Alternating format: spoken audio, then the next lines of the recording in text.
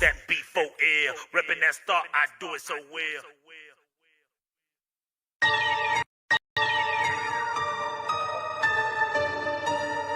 DC4L. Dallas Cowboys to the death from that. Dallas Cowboys to the death from that. I'ma keep reppin' loud till there's no more left in that. Dallas Cowboys to the death from that. Dallas Cowboys to the death from that. I'ma keep reppin' loud till there's nothing left in me. Dallas Cowboys, Dallas Cowboys, Dallas Cowboys, Dallas Cowboys, Dallas Cowboys, Dallas Cowboys, Dallas Cowboys to the death for me. DC, that B4L, reppin' that star, I do it so well. It's Puma on the toes, but the stars on the clothes. I'm Starboy, fresh at the DF Dub. Yeah, I'm a hard hitter. Don't stare to fit, it'll ego hit you. What is you saying, man? Look at the swag. Please do forgive the brag. I'ma pull up later in the Cowboy Jag. Don't you slip on the drip, I'm flossing the sauce. Go so hard for the star. Yeah, that be win, lose, or draw. If you take a L, get the F off my block. Cowboys win. Watch yours, pour up the shots. Really can't help it, got a star status. Even got it tatted on my arm. Yes, we be 5 ring strong. Left a little room cause it's quest for the six. Starboy really reppin' this shit. Reppin' this shit. Dallas Cowboys to the death from that. Dallas Cowboys to the death from that. I'ma keep reppin' loud until there's no more left in ya. Dallas Cowboys to the death from that. Dallas Cowboys to the death from that. I'ma keep reppin' loud until there's nothing left in me. Dallas Cowboys, Dallas Cowboys, Dallas Cowboys, Dallas Cowboys, Dallas Cowboys, Dallas Cowboys, Dallas Cowboys to the death for me. Yeah, tell me who the #1 fan. Yeah, Mr. Westside, I'm the man. Dallas Cowboys from my head to the toes. They better recognize who the fuck I am. Damn, haters run their mouth like a bitch when they team ain't shit and my team stay lit. Yeah, I'm about to rep this shit to the day I die in an all blue casket. If you wanna get with a club with love, tell Star Status Westside sent ya. Hall of Fame, Hall of Fame, Hall of Fame. Emmett Smith is our main. Game time, prime time, all the time. Your team ain't never on TV like mine. That's because we different.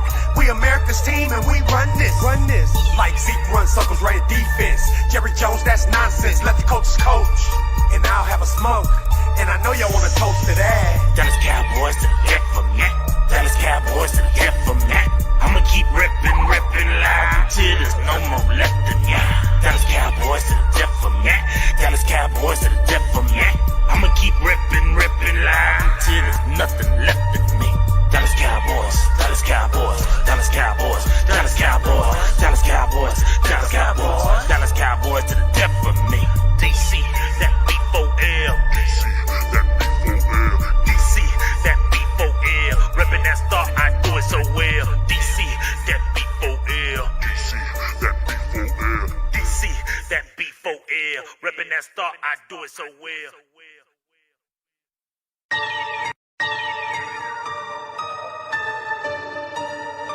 DC4L.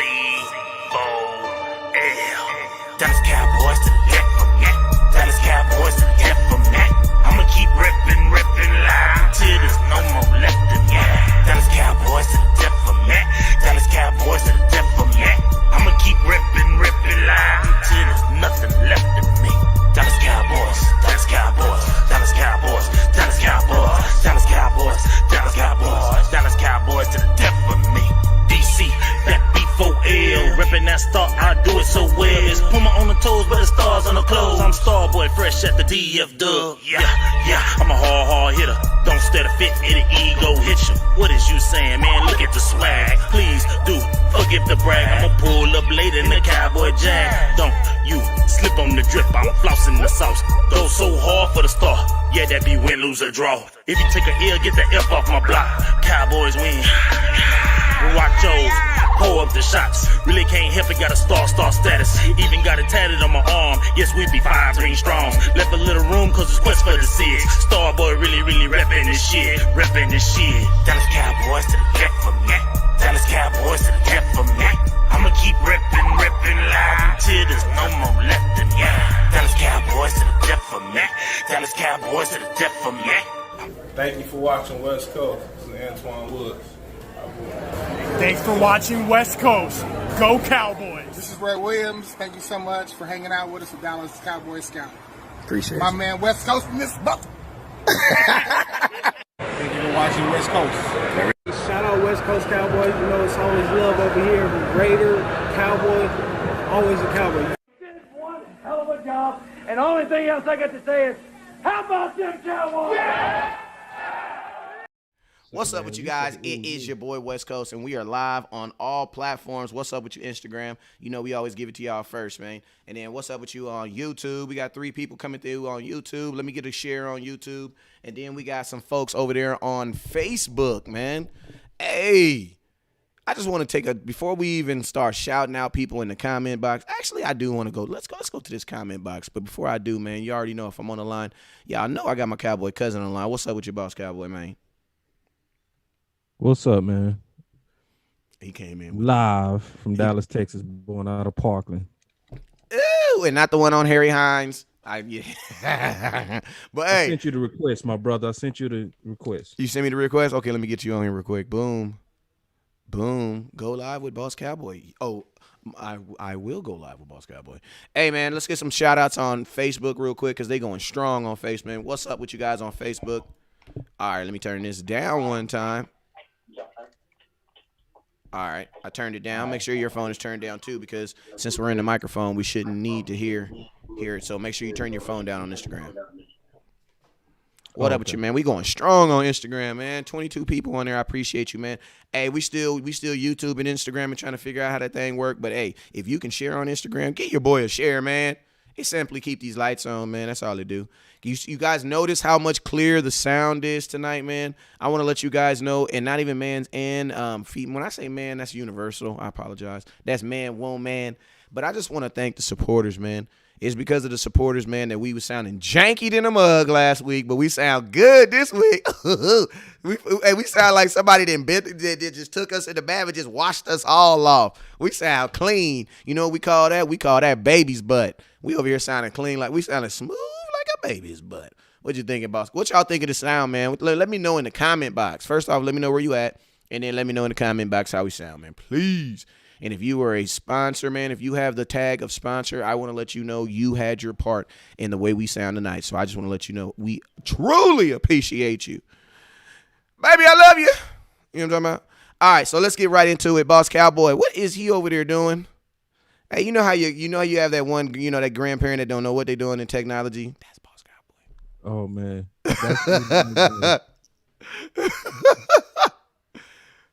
He be like, come over here, and my phone is broke. Man, turn the phone on, hit the button on the side. Oh, we got Tree from Brooklyn, New York. Hey, that's what I like about Instagram. It be a gang of people from all over the world. I need to shout out YouTube right now because I'm feeling convicted. If I'm saying that right, he got on a Kobe in New York? He do? It looked like it. Man, I ain't trying to insult you, but it looked like Kobe. That's what I'm talking about, man. That's what I'm talking about. Hey, I'm rocking my Kobe tonight too, man. I had to rock my Kobe tonight.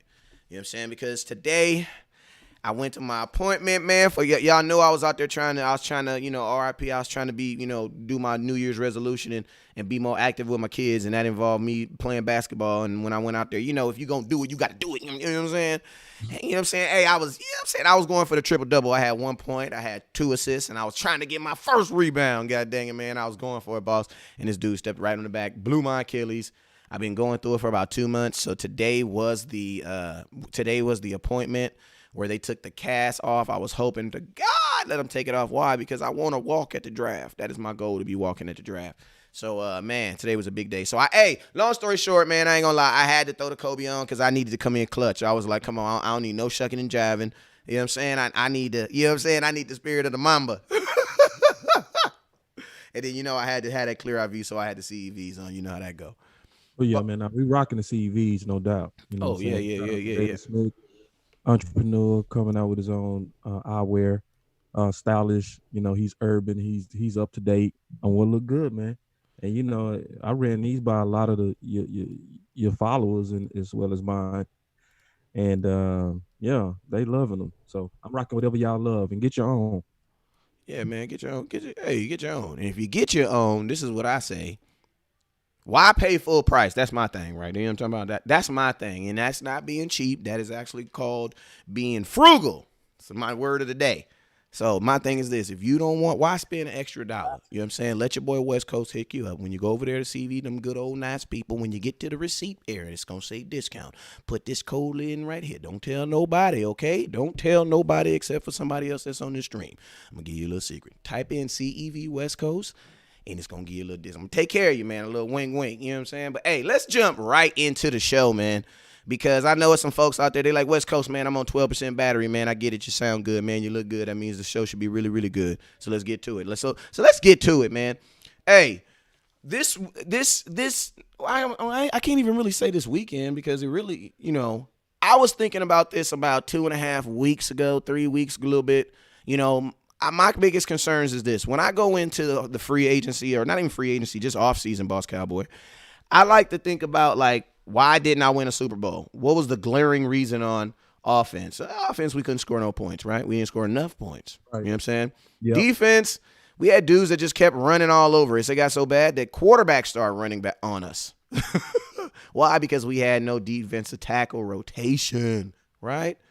So those are my two things, right? So I tackled. You actually gave me my guy for defense. Your boy Jordan Phillips. That was actually straight out the 2020 guide. I ain't gonna lie. It was pre-release. The 2020 Boss Cowboy guide. Yeah. You know what I'm saying? Let them know. That was actually that pick came out of the guide. And I'm gonna keep it real with you. Like I had a slap yourself moment. And when I get the sound, I can't wait till I get my soundboard so I can just slap myself. You know what I'm saying? But when I get my soundboard, I'm gonna it's gonna pow. You know what I'm saying? But the cool thing about it is I wanted to slap myself because I was thinking about this. You know what I'm saying? 3 weeks ago, we have an issue over here on offense, and we have an issue over here on defense. Jordan Phillips played for the Buffalo Bills. You would have thought we would have had some good tape on the kid when he played against Dallas. He blew. I wasn't even paying attention. I was more focused on us trying to get that win, and then after we didn't, I was more focused on the loss. So shout out to the Boss Cowboy guide, for not overlooking that, because that dude is a beast. But I'm gonna tell you this right now. That's like my instant fix for stopping the run. Go get Jordan Phillips. It's not a Band-Aid. I think he's a 3 to 4 year fix from stopping the run. Okay, now what do we do on the opposite side? You know what I'm saying? What do we do on the opposite side? We weren't able to score points. Well, one reason was what? We maybe need a weapon, but also what? That rotation on that offensive line, right? That offensive line. So when I go look at this offensive line and I see a glaring hole like that guard position. Now, I get it. We drafted Connor Williams, second-round pick. Then we also drafted Connor McGowan. But my thing is this. No matter if you drafted him or not, boss, if you buy a radiator for for your old Chevy and it don't fit or work, do you then just say, I'm just going to force it in there and force it to work? Or what do? You try to get your money back and you try to do what? You get the one that works, right? So, in my opinion, man, you drop Ron Leary dropping on this offensive line, man. In my opinion, it fills so many needs for me, and I don't see why anybody would give you any type of pushback on it. But Boss Cowboy, I put a video out last week, and you guys did a really good job of supporting it. So I want to know, man, Boss Cowboy? What are your thoughts on Ron Leary and possibly a reunition? I just made that up. That was a 50-cent word. Hey, coming back to Dallas, we'll just say that. What are your thoughts on Ron Leary coming back to Dallas? I mean, I love it. I mean, it's one of those Marshall's picks. And matter of fact, you ran it by me before you actually did the video on it, and it made me do more research on Ron Leary. And obviously, when you're dealing with a Marshall's picks, and when we say Marshalls, we're saying guys that had former greatness that are devalued right now for whatever reason. His reasons would be injury and age, right? But also, we've dealt with that before. We've dealt with that with Cooper coming over. We've dealt with that with Cobb coming over. We dealt with that with Jalen Smith drafted. We dealt with that before. And one thing that's really good about Dallas is really, really, really, really good. I mean, really, really good. Hey, boss, on Instagram, they're saying they can't hear sound on you. Do you have like some headphones or something plugged into your phone? I do. Okay, unplug those on your cell phone. Okay. Can y'all hear me now?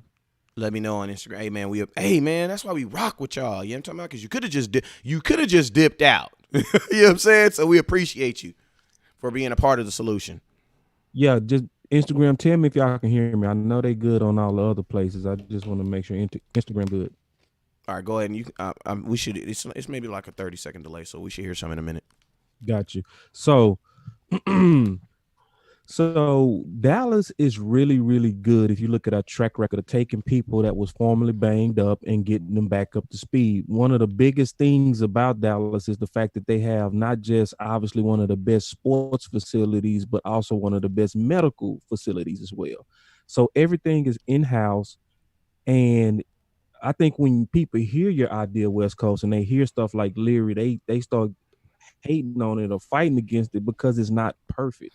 But in a year where there's 30 expired contracts, sometimes you got to band-aid your team as well as get the ideal, perfect, low tread, perfect tire. No, some of these guys are not going to be perfect tire, but they're going to get your car from A to B, and it's like he's that guy. He's that guy that can say, okay, if Williams don't take that next step up that we waiting on, right? And there's nothing wrong with waiting on that, right?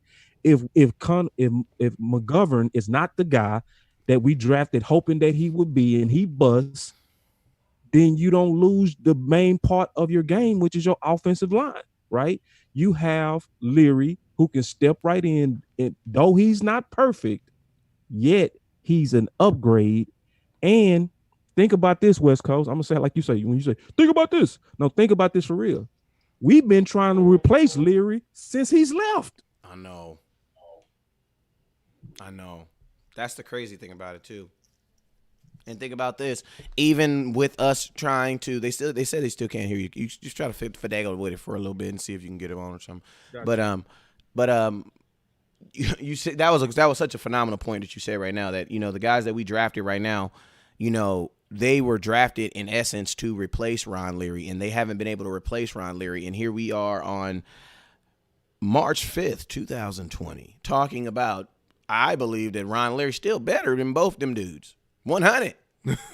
I think Connor Williams is growing. I think he's better, and I think he's, blah, blah. But you got to think of this. Connor Williams didn't finish the season, so he's going to be coming off of injury. So you're basically saying that one of your guards will be coming off of injury. One of your, no matter if it's going to be Connor McGowan or Connor Williams, both Connors, both of them. Because Connor McGowan didn't take a snap all last year. And then I'm going to be honest with you, man, we got to stop with this disrespecting the NFL and just thinking a guy who ain't never played in the NFL is just going to come in and just be like, that don't happen. That's not how it worked, bruh. Zeke didn't even do that. Like, Zeke came in, like, yeah, I know he looked really, really good in that Seattle game. I'm going to tell you a little backstory on that game. A lot of people don't know a little backstory on that game. The reason why him and Cam was going so hard at it is because they trained together in the offseason. You know what I'm saying? So I'm pretty sure in that offseason there was some jawing, and they knew they were gonna. They knew they were gonna. I see you, man. It's not gonna be all is what you've been talking about. Exactly. Yeah. Especially when you were a college kid coming into the NFL, right? And you're training with a veteran. You know what I'm saying? It's all pro safety. You know what I'm saying? So that's the real backstory. That's the real reason why Zeke didn't turn out of bounds, because he should have turned it upfield. He probably would have scored. But what did he do? He actually turned back into Cam. You know what I'm saying? And I love that about Zeke, man. I need that Zeke back, baby. Zeke, I think that Zeke is back. Oh, he is back? Okay, we good. Yeah, I'm certain it's Zeke back, bro, because a lot of people, man, they beat up on Zeke last year, but most people don't factor in, bro. The dude didn't have no training camp. Nope. Hey, I'm going to tell you this right now. If I'm Zeke, you can't convince me. What? I got to go to practice? Practice? You know what I'm saying? I was a top 3 running back in the NFL without training camp. Like, what I really, really showed y'all is that and I'm going to tell y'all, they're going to try to Zeke. They're always going to try to, and this is a little off topic, but I got to give it to y'all raw and uncut. Hey, man, they're always going to try to say that Zeke did wrong. You want to know why? Because Zeke did so good that it would literally destroy the NFL if the NFL found out that these kids can hire personal trainers who can keep them in the same shape that they are in training camp. Because I'm going to tell you what's going to happen. Players are going to start wanting to get paid a little bit more for training camp. You know what I'm saying? Oh, yeah, but what about the offense? They don't know. Man, this is football, man. Like, I'm gonna keep it real with you guys. Don't ever believe if anyone, and I will give you this, Boss Cowboy, because you always say this, but I will give you this. If someone's ever talking football and they're saying they're not intelligent enough to play football, or they're using their intelligence, don't ever listen to that person again. And they're more personal, because intelligence ain't got nothing to do with football, man. I've played with some really dumb people who were really, really, really good. You want to know why? Because their reaction and their muscle memory outweighed everything else. Do smarter people play better? Yeah, sure. Yeah, sure. they definitely do. Definitely do. But guess what? You do have those anomalies. Athletes, you know what I'm saying? But you get what I mean, Boss Cowboy. Totally. Like, man, I have a crazy story, man. In college, I played with this super freak dude named Mike James. He was a safety for us. He was around 6'3", 225. Man, dude was not the sharpest knife, right? Man, like, my coach showed us how he was out of position 85% of the game and still killed. So, like, he was making plays out of position from strong safety. So, just to your point, like, you can be smart, but if you're not athletic, man, you dead. You know, you got to have some beside with the brains, or give me a better athlete with no brain than a super smart guy with no athleticism. Yeah, because I mean, at the end, boss, I'm gonna knock you off real quick, and then I'm gonna let you back in on there on IG to see if we can get you in. What's my YouTube? Hey, if y'all want to, my YouTube is West Coast Cowboy. Go over to West Coast Cowboy right now. I appreciate you guys over there on IG. Let's go over to West Coast. I'm gonna throw that in the comment box right now. But hey, what do you guys think? What's your thoughts? What are your thoughts on bringing Ron Leary back? Now, you guys know we like to talk money. His option in Denver was for $1.8 million, and they said no, thank you. You know, I mean, as a backup, I probably would have said, okay, I'll take it. You know what I'm saying? But that lets me know that they're probably going to go in a different direction, you know, in the draft or wherever in free agency. You know what I'm saying? But with a $1.8 million option, man, I don't see I don't see why, you can't get him about $2.5, $3 million. And also, I'm gonna tell you this, boss. As much as I don't like 2-year contracts, I'm okay with giving him a 2-year contract, because if Connor Williams and Connor McGowan are gonna be my guys, why not give them 2 years to become that guy? Because you got to remember, man, offensive linemen, bro, they play forever, bro. Right. Like, they pay to their beard to touch the ground if they can stay healthy. Like, them dudes be playing 14, 15 years. You know what I'm saying? Even on a bad team. Look at Joe Thomas. Freaking dude. This dude played on a gang of bad teams. Going to the Hall of Fame, too. You know what I'm saying? Right. Big old. That boy was slapping people, slamming people, and he played forever, too. The main thing is also, man, the price, bro. Like, that's why I'm okay with Dez. That's why I'm okay with Leary. Because we get so uppity as if we don't have 30 expired contracts. When you have this many contracts expired, you got to know you're not going to fill your cabinet full of food without going to the dollar store a couple of times. My boy said bad and bougie. Do I look like I got left off bad and bougie? Do I look like I got left off bad and bougie? Yeah, man, it's just, it's just crazy. Like, so it's like all the guys that we go pick up in this free agency are not going to be perfect. Like, for instance, it's a lot of people that was mad at Sean Lee last year. Like, he's too old. I want him gone. Yeah. No, you wanted him gone at that current role. I like the role he's in now. He's playing less. It's more manageable. You still get him in the building. He's still the study guy. He's still the leader. He's still all those things. He's just not on the field as much. So I honestly don't see how people can even be against Leary. I just don't. Like, in just terms of trying to improve your team, because it's likely if we can keep him healthy, get him in early, get him a good training camp. He'll play forever, bro. Put our doctors on him. I think he'll play forever. You know what I mean? Yeah, and then that one move fixes depth for us. Bro, and it fixes depth, and it opens up everything in the draft. Yeah, and see, people don't see that we have a depth problem, West Coast. That's what people don't see. Is if you look at the Boss Cowboy 2020 offseason guide, I spell this out. I put pictures in it. Pictures.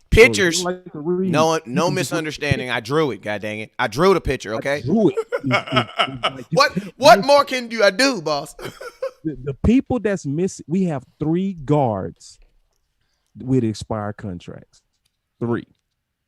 And they're all backups. So that means you have a depth problem. So if you get Leary, that automatically moves Williams and McGovern to backup guard, and then McGovern also remember played center. Yep. So you corrected your depth problem. If you just try to go in there now with the current guys and say, okay, we're going to go in there with Williams and we're going to go in there with McGovern, you don't have enough interior depth. So, I mean, I'm trying to still figure out what are the negatives on Leary, and it's not. Oh, Ken, great really comment. any. You know, it's maybe injury, but you know that's why we have depth. And then think about this: who better depth than former starters, right? Exactly. Williams was a former starter, Exactly. right? I mean, And that's also, we also not assuming that. Real quick. Go ahead. We go also ahead. not assuming that Leary's gonna be the starter. You still gotta earn it, my man. You know what I mean? Maybe bringing in Leary is gonna put some more fire under Williams and under McGovern and have them know that hey, nothing given. There's nothing given. Yes. You gotta get it. It's competition, baby. You know. So it's one of those things to where, man, it's just way more positive than. And then the key thing is you said 1.8 million. And he signed that contract. I mean, he was okay with playing on it. He wouldn't have signed it. He signed it 3 years ago, but he wouldn't have been okay. And we tripping? Just Like, less than Jason Witten. Do you think he'll have more of an impact than Jason Witten? Jason Witten made $2 million. Yes. I believe he'll get more. That within itself is a like a no brainer. But hey, let me tell you this. Like, think about this, Boss Cowboy. Anybody that says no to says no to my guy Ron Leary. I'm gonna tell you this. I'm coming down the lane. I'm Kobe Bryant. I'm about to throw it up. Game 5 of the finals. I throw it up. You're gonna be Shaq. All right. It's just gonna be so easy. You got it. Okay, I'm ready. Okay, you ready? You ready? I'm getting in position. All right. Connor Williams gets hurt. Okay. You look out on the free agency available. Uh-huh. It's like week 9, I think. Okay. 2018. You have Ron Leary and you have Xavier Sulafule available at free agent. Who you taking? I'm taking, without question, I'm taking Leary, bro. Okay then. So there is no thought on should we or not did it. We've already done this. We just need to do it with a better player. You know what I'm saying? You just said that was an easy one, bro. Like you feel me? Like, bro, like Xavier Sulafule. I mean, I appreciate what Xavier did, but bro, Xavier is a guy who's gonna give you 3 good games a season. Yeah. He's gonna give you 3 solid games, and then he's gonna give you some games that are just gonna be ooey. You know what I'm saying? And if he get a defensive tackle that's in front of him who know what he's doing, man, it's over with. He got that one on Fletcher Cox, and it hasn't been the same ever since. And the reason why I know it is because the Cowboys kept him around. But think about this. When they came into 2018, Connor Williams, they still gave Connor Williams a starting job. So, I mean, you think about this. You can't say that the Cowboys think that Xavier Sulafule is better than Connor Williams. If that's the case, why didn't he allow him to beat him out? Right. So, and I mean, this is another clue, in my opinion. With so replace that vet with this vet. That's all we saying. Cut that guy and put this vet in. That's it. And this is like, for instance, this next point I'm getting ready to make is real big to epic. Me, my opinion. Oh yeah, we need the soundboard so I can be like do do do do do do. Because seriously, one thing about rumors in Dallas, they talking. Stephen Jones don't mind killing them. He doesn't mind. He would tell you we've moved on, right? Or we're good with these guys. So remember when all the fans last year was beating the drum? We want a safety. We want a safety. They were beating the drum. Beating. What did he do? He said, okay, come here. And he got a safety coach, right? And he said, hey, go out there and tell those guys that we got Tristan Hill because we believe he's going to actually make up for the safety. And we believe that Xavier Woods and Heath can make up for the difference. And you were wrong. We didn't mind killing the rumors of us and our hunger for safety. So the fact that they've been leaking Leary consistently for at least the last week, and nobody came in and said, nope, we've already covered that with McGovern, and we're happy with Williams. We have no problem saying that. What do they do with that? What do they do right now? Right now, even though they going through money fights in the public, they say this. What do you think about Brady? It hasn't crossed my mind. They say it every time. No, Dak is our quarterback. We just trying to work out the money, right? So the fact that they haven't even come out and said, we no, nah, we good with McGovern. We're good with Williams. We drafted them at premium positions. That tells me this, West Coast. Somewhere those guys weren't looking too good at practice. And somewhere those guys has raised doubts in that left guard position because they are very slow to come in and kill the Leary rumor. They are letting it linger like we're considering it too. And when you get a Leary type guy, even at his cheap price, it's understood with his veteran side and the fact that he's going to have trust on that whole line, right? That he coming in to start, bro. You know, so I love the idea, and I'm glad you came up with it, man. It's one of the best ones. Matter of fact, he's going to be one of my top marshals when I do my marshals article, because I do it every year, where I highlight the value free agents and the people that were former greats but still have value that can come to Dallas at a good price. Yeah, man. And another guy that I wanted to kind of talk about a little bit tonight also because, we gave you one guy on that offense. This is pretty much like a quick fix show. You know what I'm saying? You know what I'm saying? You got a quick fix. You ain't got time to do all this other stuff. But if the Cowboys if they could quick fix, so that's your quick fix for offense. I'm gonna tell you this right now. I love that quick fix because if you show up that offensive line, you have Ron Leary walking into an offensive line where he's slapping hands and they shaking hands and they be like, "Bro, what's up with you, man? You hey man, let me hug it out. Doobie dabba doobie dabba boom bam." You know what I'm saying, man? Yeah. And the funny thing about Ron Leary is, let me tell you how good God is. Ron Leary gave us a goddamn compensatory pick that we used to draft one who? Dak Prescott. Oh, that came from Leary? Yes, sir. Man, thank you, Leary. No, I take that back because Leary was on the team. I take that back. It wasn't. I had a brain fart right now. Not because Leary was on there in 17. You corrected it though. That's cool. We got I'm gonna get you guys. Don't worry about it. You done boo boo. But you know what? The point I was trying to make is this.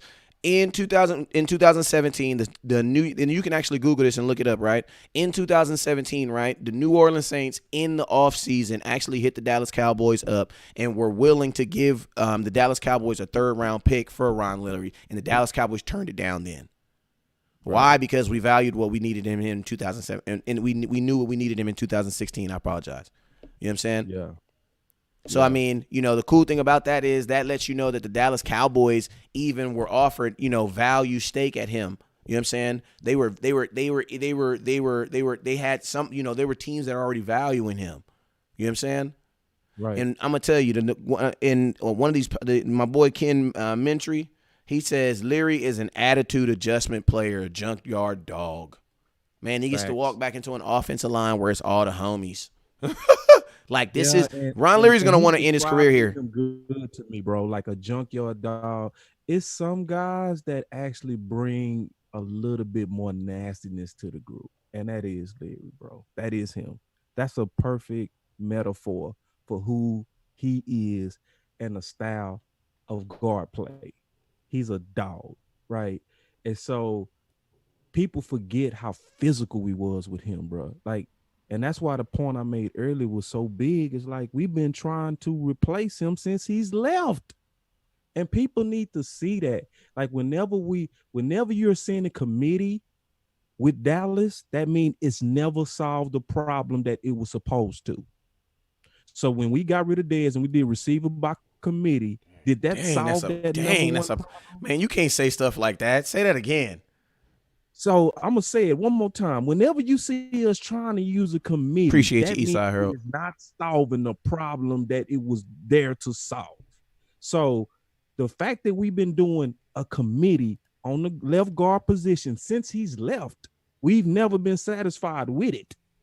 That means it's not good enough. We tried committee under Dez when we cut him. Did that work? No. We tried committee when we got rid of Murray.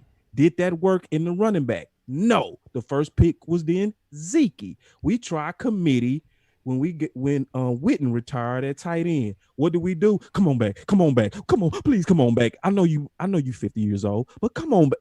We start reaching again. So it didn't fix the problem. So so it just makes too much sense, bro.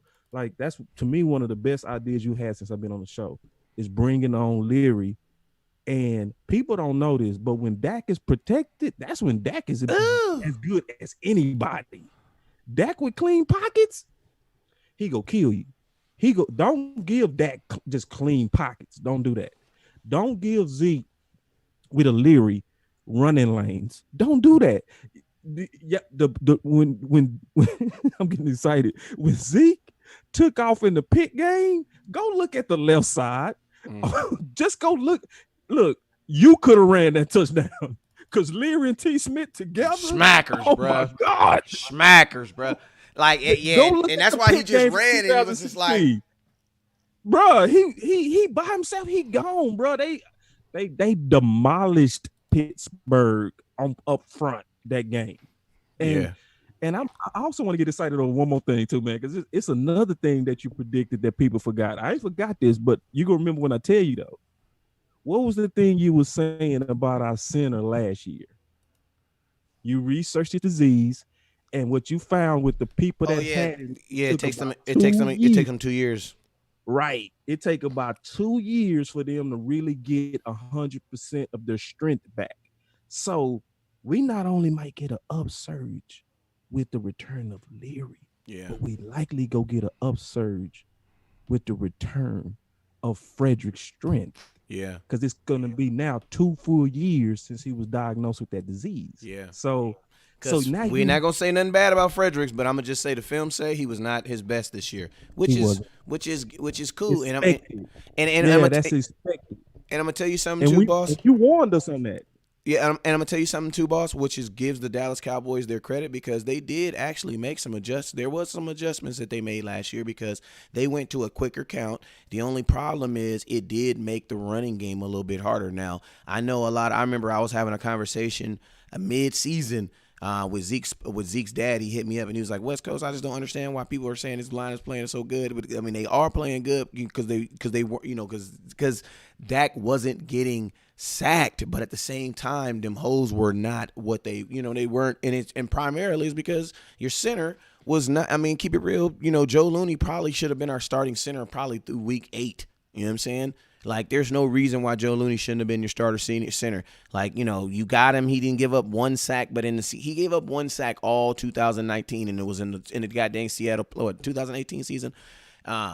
He gave up one sack, and that was in the goddamn in the playoff game. Playoff game against Seattle. He gave up one. That was the only sack he gave up the whole year. Do you even count that? Because most people don't count like sacks that happened in the playoffs for the year. You know what I mean?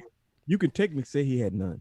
Yeah, but I mean, technically you can say he had no sacks. Count stats for a season. They don't put the post stats in. The career stuff, people usually do that. So you actually grade him tougher than most, right? You know what I'm saying? So for the season, he had none. And that's the reason why I think Looney also go get out of here. And I mean that's my thing on Looney too. It's like, man, if I'm Joe Looney, man, I feel like you wasted an entire season of my career, and I have no film at all now. I have no film. The last time I had film was 2018. You know what I'm saying? Yeah. So I see, like, you made my market smaller. And if I'm Joe Looney, man, there's no way I'm gonna stay in Dallas with the smell of a backup role. No way. No way.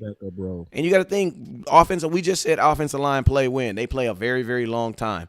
So, I mean, if I'm Joe Looney, man, I got to get somewhere so I can go play a very, very long time. Because, I mean, obviously the Dallas Cowboys said that a halfway, and that's a strong statement to say to somebody, man. Because I made a video on why I thought Joe Looney was a Pro Bowler, but you just didn't know his name. And, that's a strong kick in the butt, kick in the face. You know what I'm saying? You hold it down. You get paid. Yeah, you step in there, you hold it down for a whole year, and the dude come back and he ain't even played it down in a year, and you are now on the bench not playing. I'm not saying you're playing sparingly, like you went from wide receiver A to wide receiver B. You went from playing every snap to not playing at all.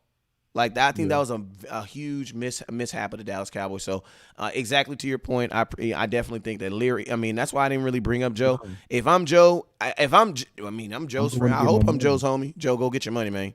Go get your money. Go get your money. I mean, it's just fair to you. It's not your fault you're sitting behind our pros. Exactly. And then think about this: we gave one our offensive lineman a 10-year contract. So I mean, we want him to stay around. All of them here to 2023. You got to go, Looney. I'm sorry. Anybody that loves Looney, because I love him. I love his personality. Good guy, really good guy. Yeah, you could tell he's a genuine person that loves to just like have the locker room in a good, positive, upbeat position. And then when he get out there, he plays like he's not even friendly at all.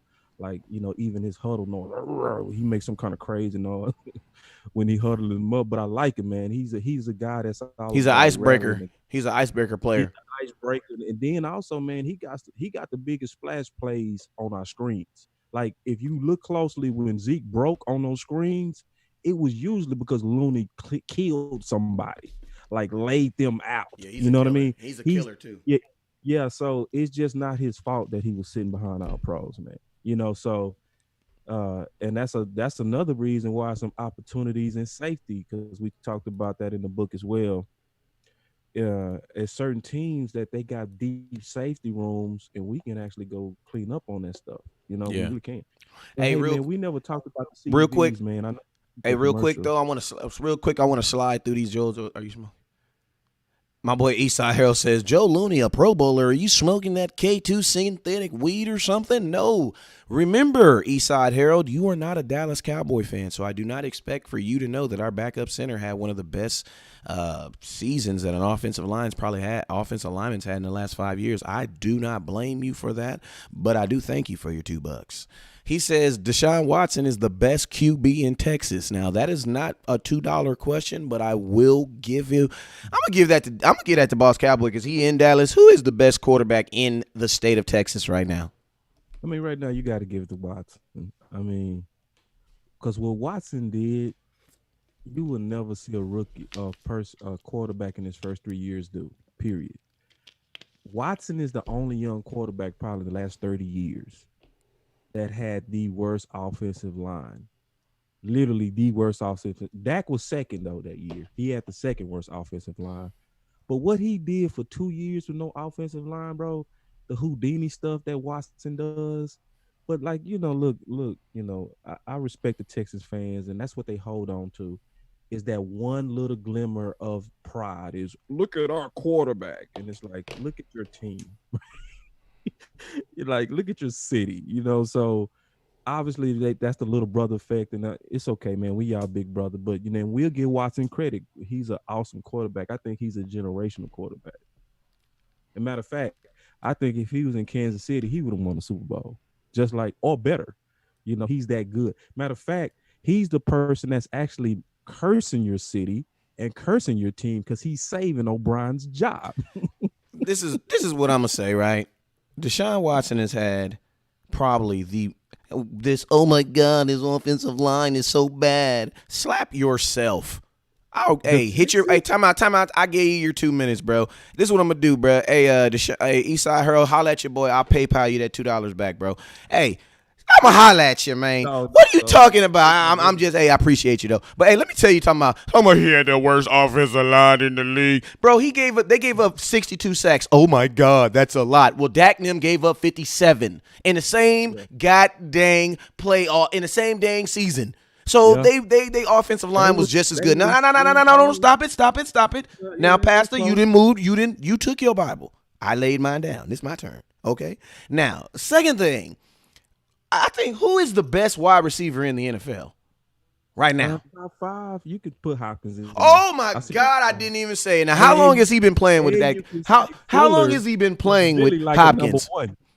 He's been playing with Hopkins. Okay, now I think that Fuller guy, that guy with them crazy dreads, he's pretty darn good, right? Yeah. I mean, Dak only had the in his best NFL season ever in his life, his wide receivers only dropped the league worst in, I can't say league best because that's not a best, but the league worst. And think about this. You have who in the NFL has ever heard of a wide receiver catch 1,000 yards while dropping 11 passes, bruh?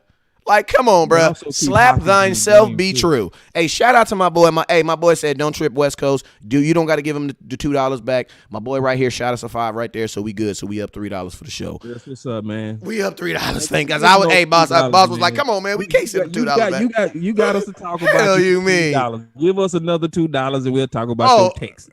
My boy said he need that $2. Hey, man, I'm going to tell you like this, though. Deshaun Watson is a good quarterback, but, man, no. I got to say this, man, because I'm going to tell you this. Also, forget the offensive line. Tell me a time when Deshaun Watson's franchise looked him in the face and told him, I have no faith in you, and that kid goes out there and have the best season of his life. They did, bro. Because I keep up with the Texans. Bro, what you talking about keeping up with the Texans? He's a first-round pick. He's doing what's expected of him. They did him bad, bro. Man, they didn't do him bad. He was a first-round pick. They got Bill O'Brien, who don't know what the hell he doing. It's like he was a franchise quarterback, bro. Bro, but think about this. Bro, no, I'm sorry. Deshaun Watson is doing what. I'm telling you the truth. Boss, can I ask you a question? What do you expect from what can I ask somebody, throw in the comment box right now, because I don't like giving the show out, because I like y'all to have to jump off your phone and go to Google, because it makes sure that we I got Bob Heck. I'm talking that real Bob with the heck in the building, so I know he gonna support me on this. But yo, I need to know. Hey, and shout out to my boy Ricky Star Breezy over here on Facebook. I got this all by myself. Hey, yeah, my boy Ricky Star Breezy, he shot us 100 stars. I don't know how that translates into the monetaries, but hey, I don't care. I appreciate you, man. But yo, back onto this subject, because man, this is a goddamn this was a $2 subject that turned into a $5 subject real quick. You know what I'm saying? This is my thing, right? When you draft Deshaun Watson, where he got drafted, can somebody please drop that in the comment box, please? And then I want to know, write down, and then you have the best wide receiver in the NFL for the duration of your career. Top 3 for sure. Top 3. He was top 3 for sure. Top 3 for sure in your career, right? Yeah. And he plays 99.9% of snaps, so they don't take. So my question is, what when you drafted Deshaun Watson, you know what you got? Deshaun Watson. That's what you got. When you drafted Dak Prescott, you know what you thought you were getting? Cooper Rush. Yeah. That's what you thought you were getting. And you know what you got? You got Dak Prescott. Bruh. Nah. Don't ever disrespect that. I'm serious, man. Hashtag slap yourself. We're bringing it back in 2020. Hold on. No. Hashtag slap yourself. We're bringing it back in 2020. Hey, I know Bob the heck. I know Bob what the heck. I know Bob what the heck. I know Buddha badass, believe me. I just want to. Are you saying it's disrespect to say that Dak Prescott is just a little bit under Watson right now? This is what I'm saying. I'm saying this, that they are not playing on an equal playing field. And even with an unequal playing field, we still have a conversation of who is better. How can my court be 10 feet my court be 12 feet and your court be 10 and the score is tied at halftime? No. We the better team because we're overcoming the handicap. You know what I'm saying? So we are technically the better team. So that lets me know if you drop Dak into Houston, he's a Super Bowl champion right now. You talking about, if you put Watson over there with Kansas City. Well, man, if you put Dak with Kansas City last year, they back-to-back Super Bowl champions. If you put Dak in Houston, where you only got to beat the Patriots, bro, you had to beat the Patriots. That's it, bro. Like, come on, man, the Patriots. Like, that's all. That's really what the AFC was about. And now that they not on there, that's not what it is. And they did have a lot of weapons, man. Like, bro, they're weapon the heck up. Yeah, he was weaponed up his whole career. Like and they did it right. That's what they supposed to do.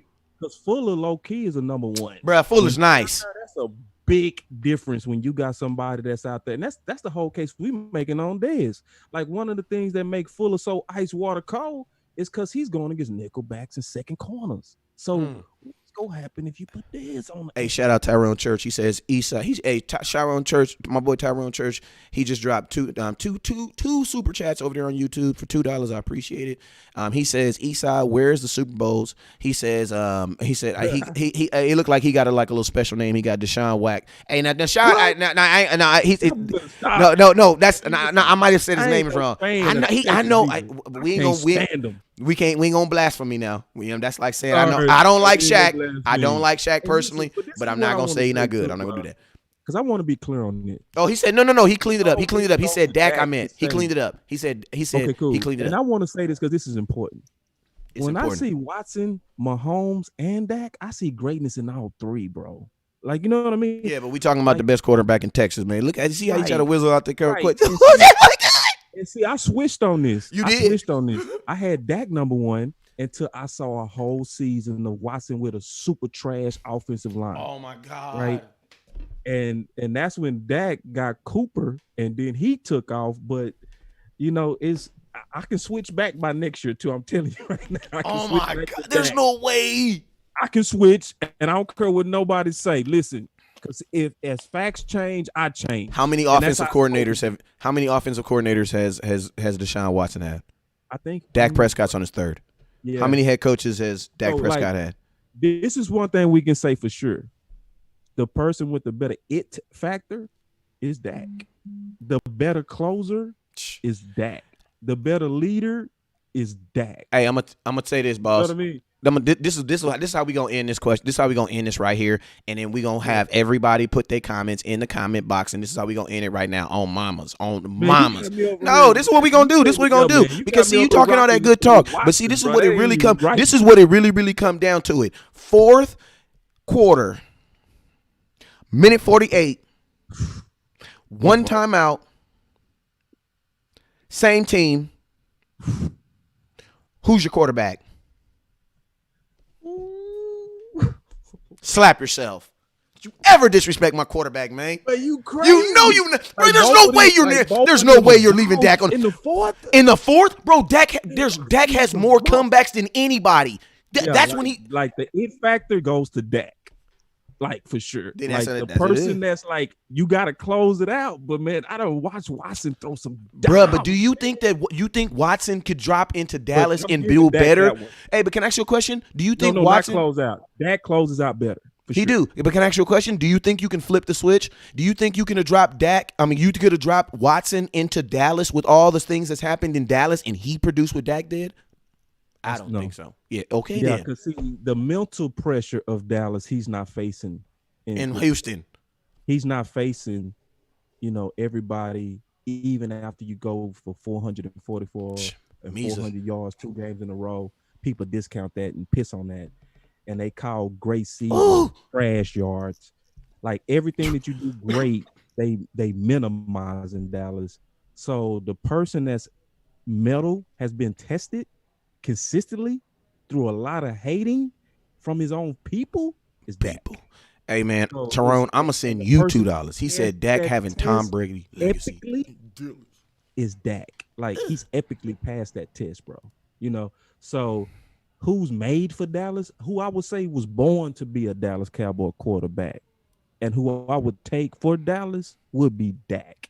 You know what I mean? Because having a skill is not enough in Dallas. You got to be able to ride against all the public hate and pressure that's going to be with every one of our quarterbacks, So what you're saying is, so basically. With Dallas Cowboys, I'm picking Dak.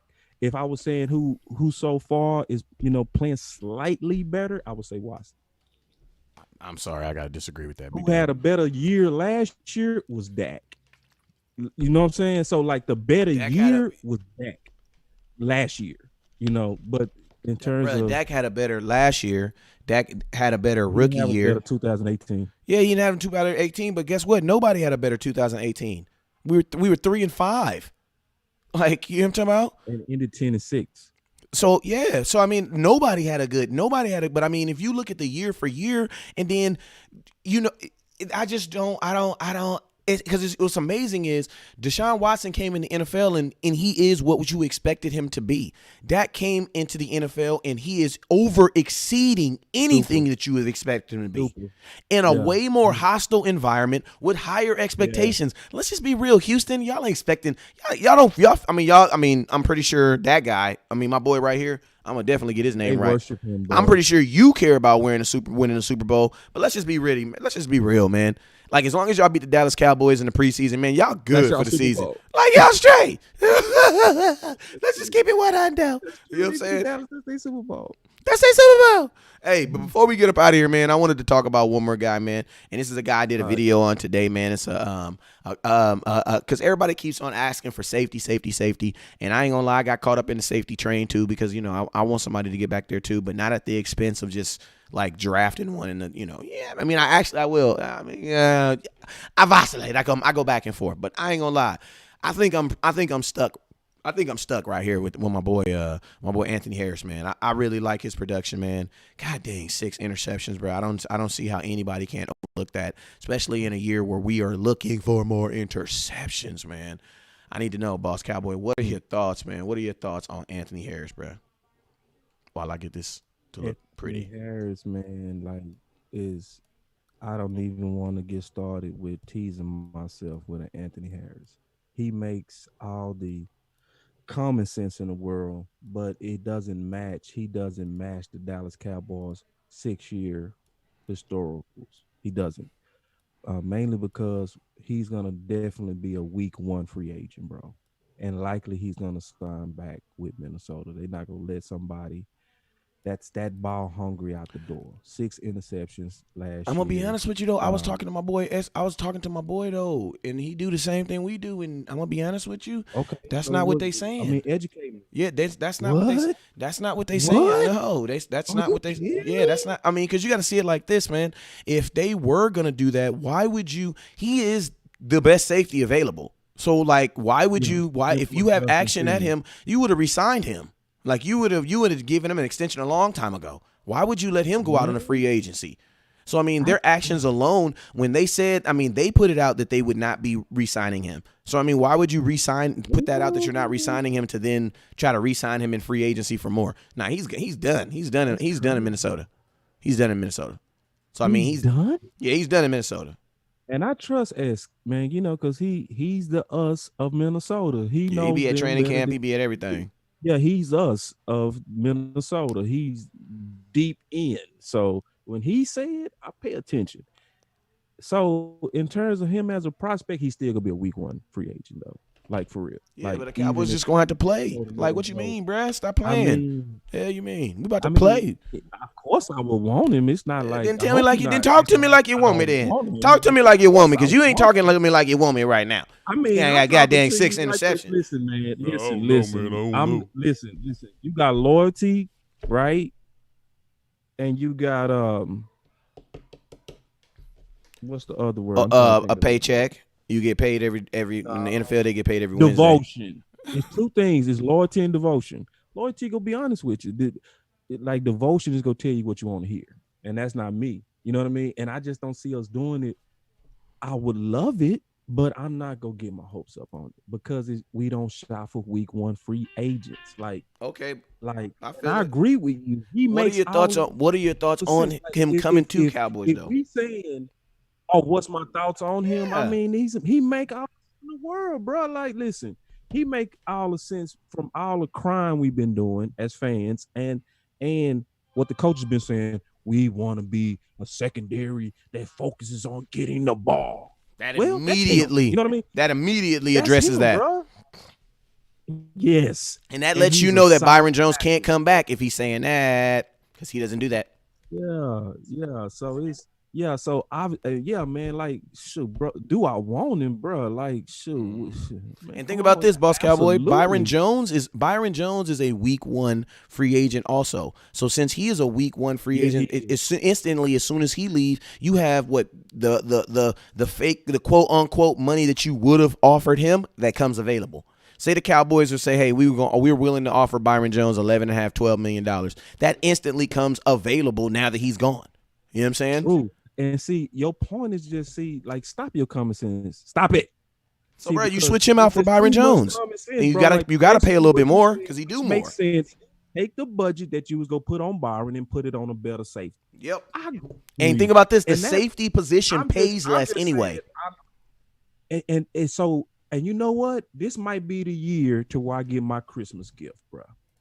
I know you're a man of the scriptures. It was a place in the Bible where they said that I think one of the guys, he waited on his wife for 7 years and it was like a moment. That's what it could be like with this, to where we've been waiting 6-7 years for safety and they finally surprise us with like an Anthony Harris. Now the tea leaves are lining up for that to happen. We got some Minnesota coaches. We had Jerry Jones come out and say, hey, I think we need to be a little bit more aggressive in free agency. He did say that this year. And Mike McCarthy is known for being. That's why they got Jimmy Graham on their team. Yeah, he said did say blocking. that. Don't give a damn about you blocking. Can you catch? Might be this. You might be like tipping on something right now. Like, and I hope you are. Boss Cowboy, can I ask you a question? I actually only want to ask you. Please. I talked to you too much. We talked way too much. I want Okay. to talk to these folks. Buddha. All Buddha, badass. I want to know, Buddha. Talk to me anyway. Buddha, hey, Okay, Buddha, I want to talk know. to Buddha. Buddha, let me tell you Talk this, to Buddha. We lost a lot of money this year, but you still my dog, man. You still my dog, man. But we got to do better in 2020. But, hey, man, and shout out to Buddha, the real MVP. This dude hit a $8 ticket for a bando. Ooh, for $8. And guess who we called to celebrate? West Coast. He told me the good news, didn't send no Cash App, though. I love you, man. But, Buddha, I want to know, Buddha. What does 6 interceptions do to the Dallas Cowboys in 2019? Christ, I'm out. What does six interceptions from Xavier Woods do for us last year? Considering we lost 5 games by less than six games by less than 3 points, 4 points. What does 1 turnover do? Think about this. We were still hoping that the Giants would win to get in the playoffs, away from getting into the playoffs. And I think we had 7 or 8, I think, on the season. Like, bro, like, keep it real. Like, the way the Cowboy Nation should be looking at Anthony Harris is like, he's only going to cost us an extra $2 million. You want to know why? Because if you were thinking about signing Byron Jones for 11, he's going to cost you 13. It's going to cost you $2 more million. That's it. Don't think about it.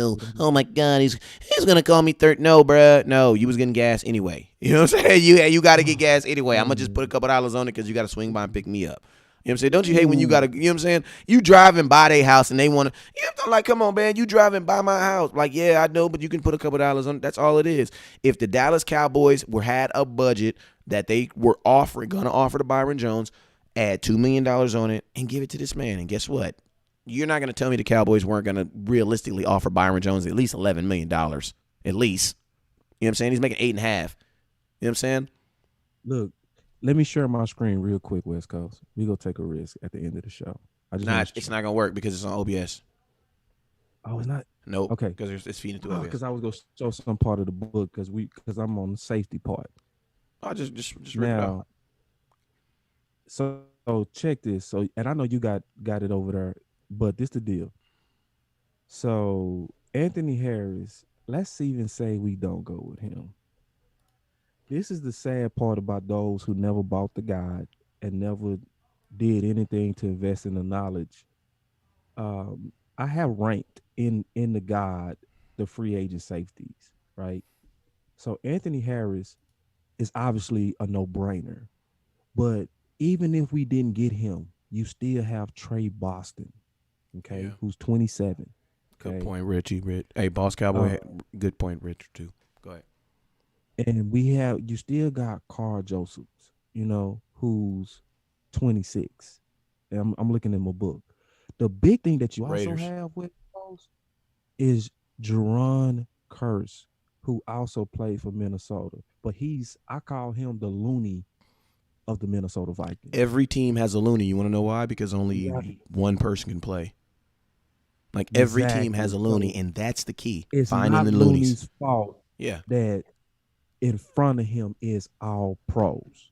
Boss. It's just not his fault. Anywhere else, Looney would be a starter and appreciated. Boss. But when you are sitting behind Frederick and Zach Martin, I'm sorry, you good and you a starter quality guard, center.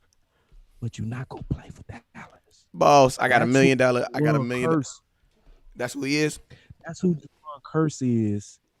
Who's 6'4", Ugh. 215. Played in 15 games, and they was trying to. And he's young, right? No tread. Came from How a old big is he? school. He's 26, bro. Ooh. He's a better version of Georgia Loke. That means he's been in the league wait 3-4 years. Yeah, but he's sitting behind all pro. Yeah. Boss, So, I got $1 million article. I got to tell you, man. You know, I don't normally do this, but I got to tell you, man, because this is a mindset. The Dallas Cowboys needs to find the Joe Loonies on every team. That's the key. I agree. Free That's the agency. key. Find the Joe Looney. Because when I say Joe Looney on the Dallas Cowboys, we all know Joe Looney can play. But the reason why he's not playing is because there is stop saying all pro. There's a Hall of Famer. Like Travis Fredericks is going to the Hall of Fame. Yeah. There is a gold Smith jacket is winner. Going to be a Hall of Fame safety for me. Freaking Zach Martin's gonna be Hall of Famer. All them dudes are gonna be Hall of Fame. You know what I'm saying? Right. He's not good enough to outbeat a Hall of Famer who is on a ridiculously good contract. You know what I'm saying? Right. Because one thing about the Cowboys that we did understand about offensive linemen is that they can play a very long time. That's why everybody tripped on us when we gave Tyron Smith a 10-year contract, and now they're looking at Tyron Smith like, damn, we can almost get rid of you. Why? Because you kind of cheap right now.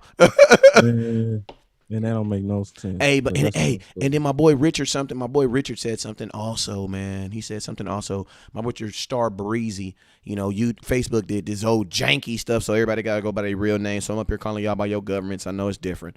But my boy Ricky Star Breezy said this. He said signing Harris opens up interesting scenarios with our first round pick. Now, and I'm going to be honest with you, man.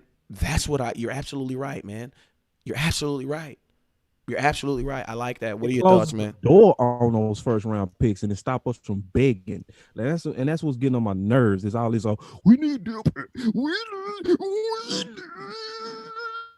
like, bro. Man, I did not do that in my video. By the guide, because there's no way you can go through my guide and go through the safety section, which is chapter 7. That was the 5 is DTs. Go to chapter 7 and be begging for no deal pit or McKinney. You can't, because the free agent safeties are better. They're better. Okay, they go. Like Trey Boston right now would come in and start for Dallas. He would. Right now. He would. So and he'd be an like upgrade. We only begging for those two guys at pick 17 is because we never looked at free agency. Like everybody that's high on them are the same people that say, I haven't even looked at free agency. That's nothing to brag on. Like, that's nothing to brag on. Like, if you somebody that's saying that you really take pride in off-season knowledge, then how did you not look at the free agent market? Like, how did you not?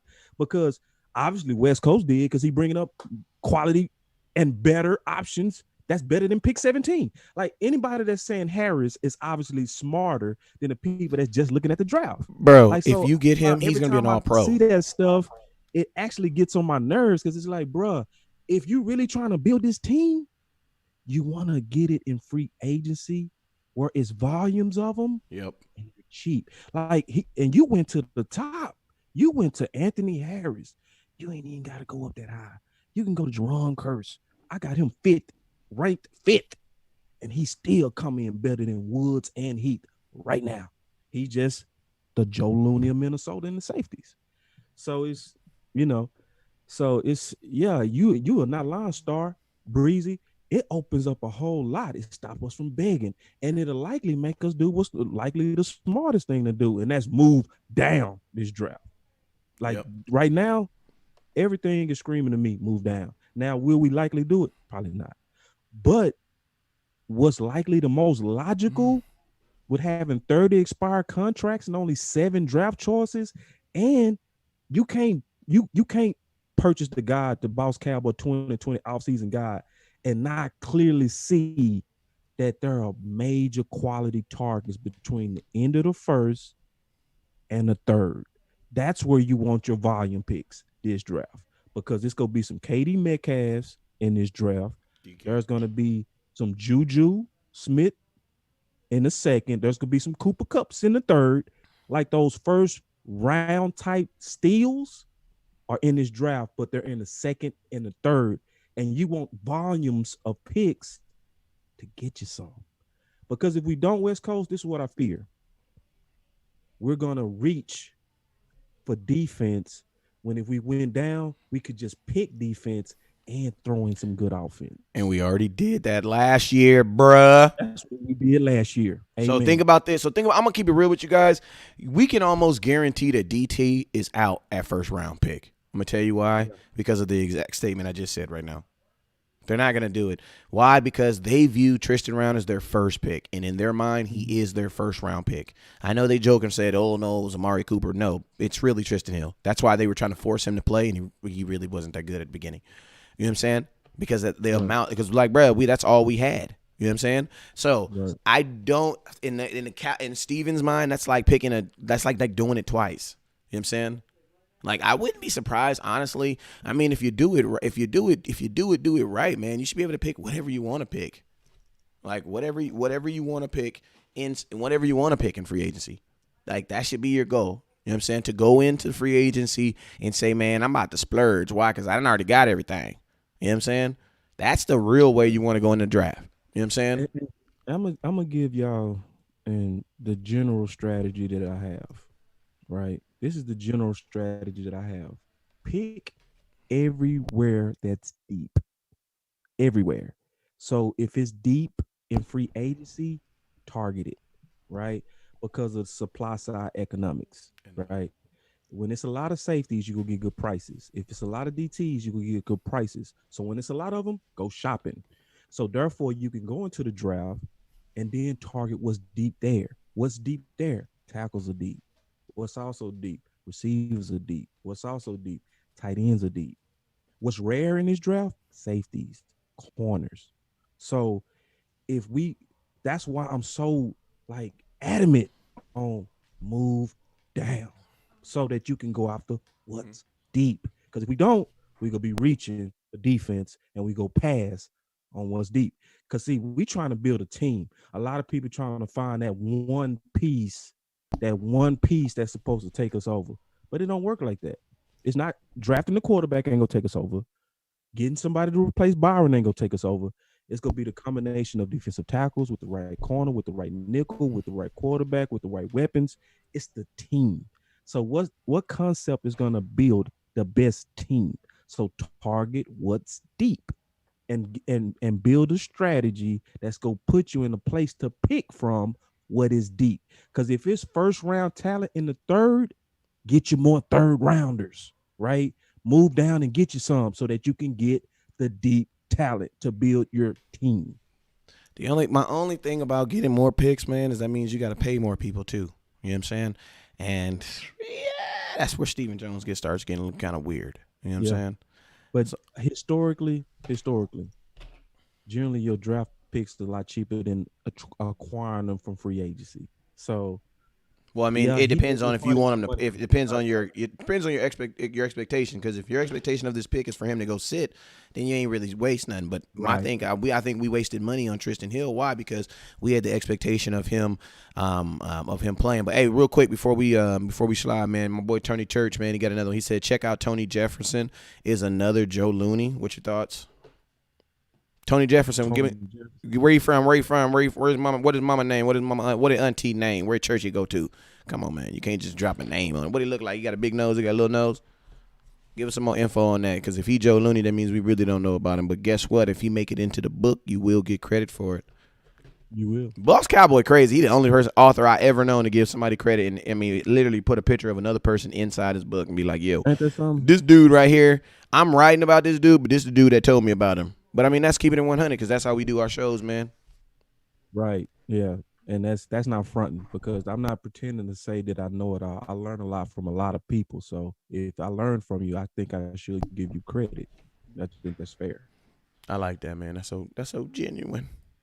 But hey, my Ken says, my boy says Lamb will be there at 17. Ooh, I mean, man, me and Boss got into I ain't gonna say, we don't call them heated debates, but we call them intense fellowships. We got into an intense fellowship because, I mean, my philosophy is this.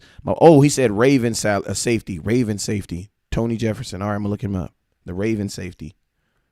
Make sure you look him up. We'll have some information on him by the next show. I promise you that. On my mama, I'll have some information on Might him. have missed him, Huh? and that's very possible. I could have missed him. Yeah, Calexico, what's up with you over there on you on Facebook? I see you. Buddha says, well, the undercover is watched. There should be an article tomorrow out about Harris. Oh, yeah. I mean, hey, let's talk about Chris Harris for a quick minute, man, because I know there was a lot of talk about, Chris Harris. And, I think we kind of, I'm open. I'm open towards, bringing him in, but at the same time, I'm a little reserved. At the same time, I think Chris Harris is going to probably – I think in Byron Jones, with everything that he, with his age, overall right now is probably the better, cornerback in the free agency right now. But I mean, if they were both age for age, Chris Harris by far would be the best. The best age for age, yes. Age for age by far, Chris Harris would be the best cornerback in this free agency. Right. My thoughts on him is he's a good corner, but I mean, realistically, man, I think Chris Harris is going to get $16 million a year, like 100. Yeah, like dude's never. He has. I agree, bro. Like he gets at least like his career average is like 2.5 interceptions per year. He was a down year last year, but before that was like 3.2. Like the kid plays. He plays, man. He plays, and Denver ain't really been good, and he still gets his hands on the ball. I'm interested in that Tony Jefferson though. Andre says McKinney is baller. He's a game changer, and he played for Bama. More importantly, his football IQ is off the charts. He would be my pick at 17. What are your thoughts on McKinney? I'm thinking we're talking about Xavier, right? Yeah, you talking about Xavier. It's a no for me, dog. It's a no for me, dog. Yeah. Why you don't like Xavier, man? Well, Scott, why you don't like none of the big dude? Because he don't like Dill Pitt. He don't like Dill Pitt. He don't like him. That's what, man, that was really what we got into it about. Because I'm like, bro, there's no way you're going to tell me that this dude is not good, bro. Like, come on, bro. There's no way you're not going to tell me this dude is not good. But go ahead. And tell me he's not good. Not good. See, don't say I ain't say he's not good. And the LSU folks coming for you too. Yeah, it's fine. I mean, it's just like I gotta look. One thing I won't do for anybody is I won't cheat my process because I like you. I'm not gonna do that. So I grade hard on big games. That's always how I scout it. Always. So I get a good sense of who you are, in my opinion, on how you play under pressure. And he had a horrible game against Alabama. And that's not either here nor there. It's not about really liking McKinney or Del Pitt. I don't like neither at 17. That's the thing I'm saying. I'm thinking you can build a team better by forsaking that temptation to just kind of feed the safety itch that we've been having in this fan base for a while and move down. Because I'm almost certain, as much as we like Del Pitt, as much as we like McKinney, you're not going to be as mad if we got Kyle Duggar. You wouldn't be like, oh, we surely missed out. Look at what Del Pitt is doing over with the Colts. You're not. It's going to be about the same. If you look at, obviously Winfield from Minnesota, who's a ball hog, 7 interceptions, and that's what we say we want. He killed a combine. He played big in big games. I'm okay if we pass on McKinney, move down, and maybe get Raekwon, but then we get Winfield in the second. And let me ask you a question. I mean, the person who talked about McKinney. Would you rather have one McKinney, or would you rather have Raekwon with Winfield for the cost of McKinney?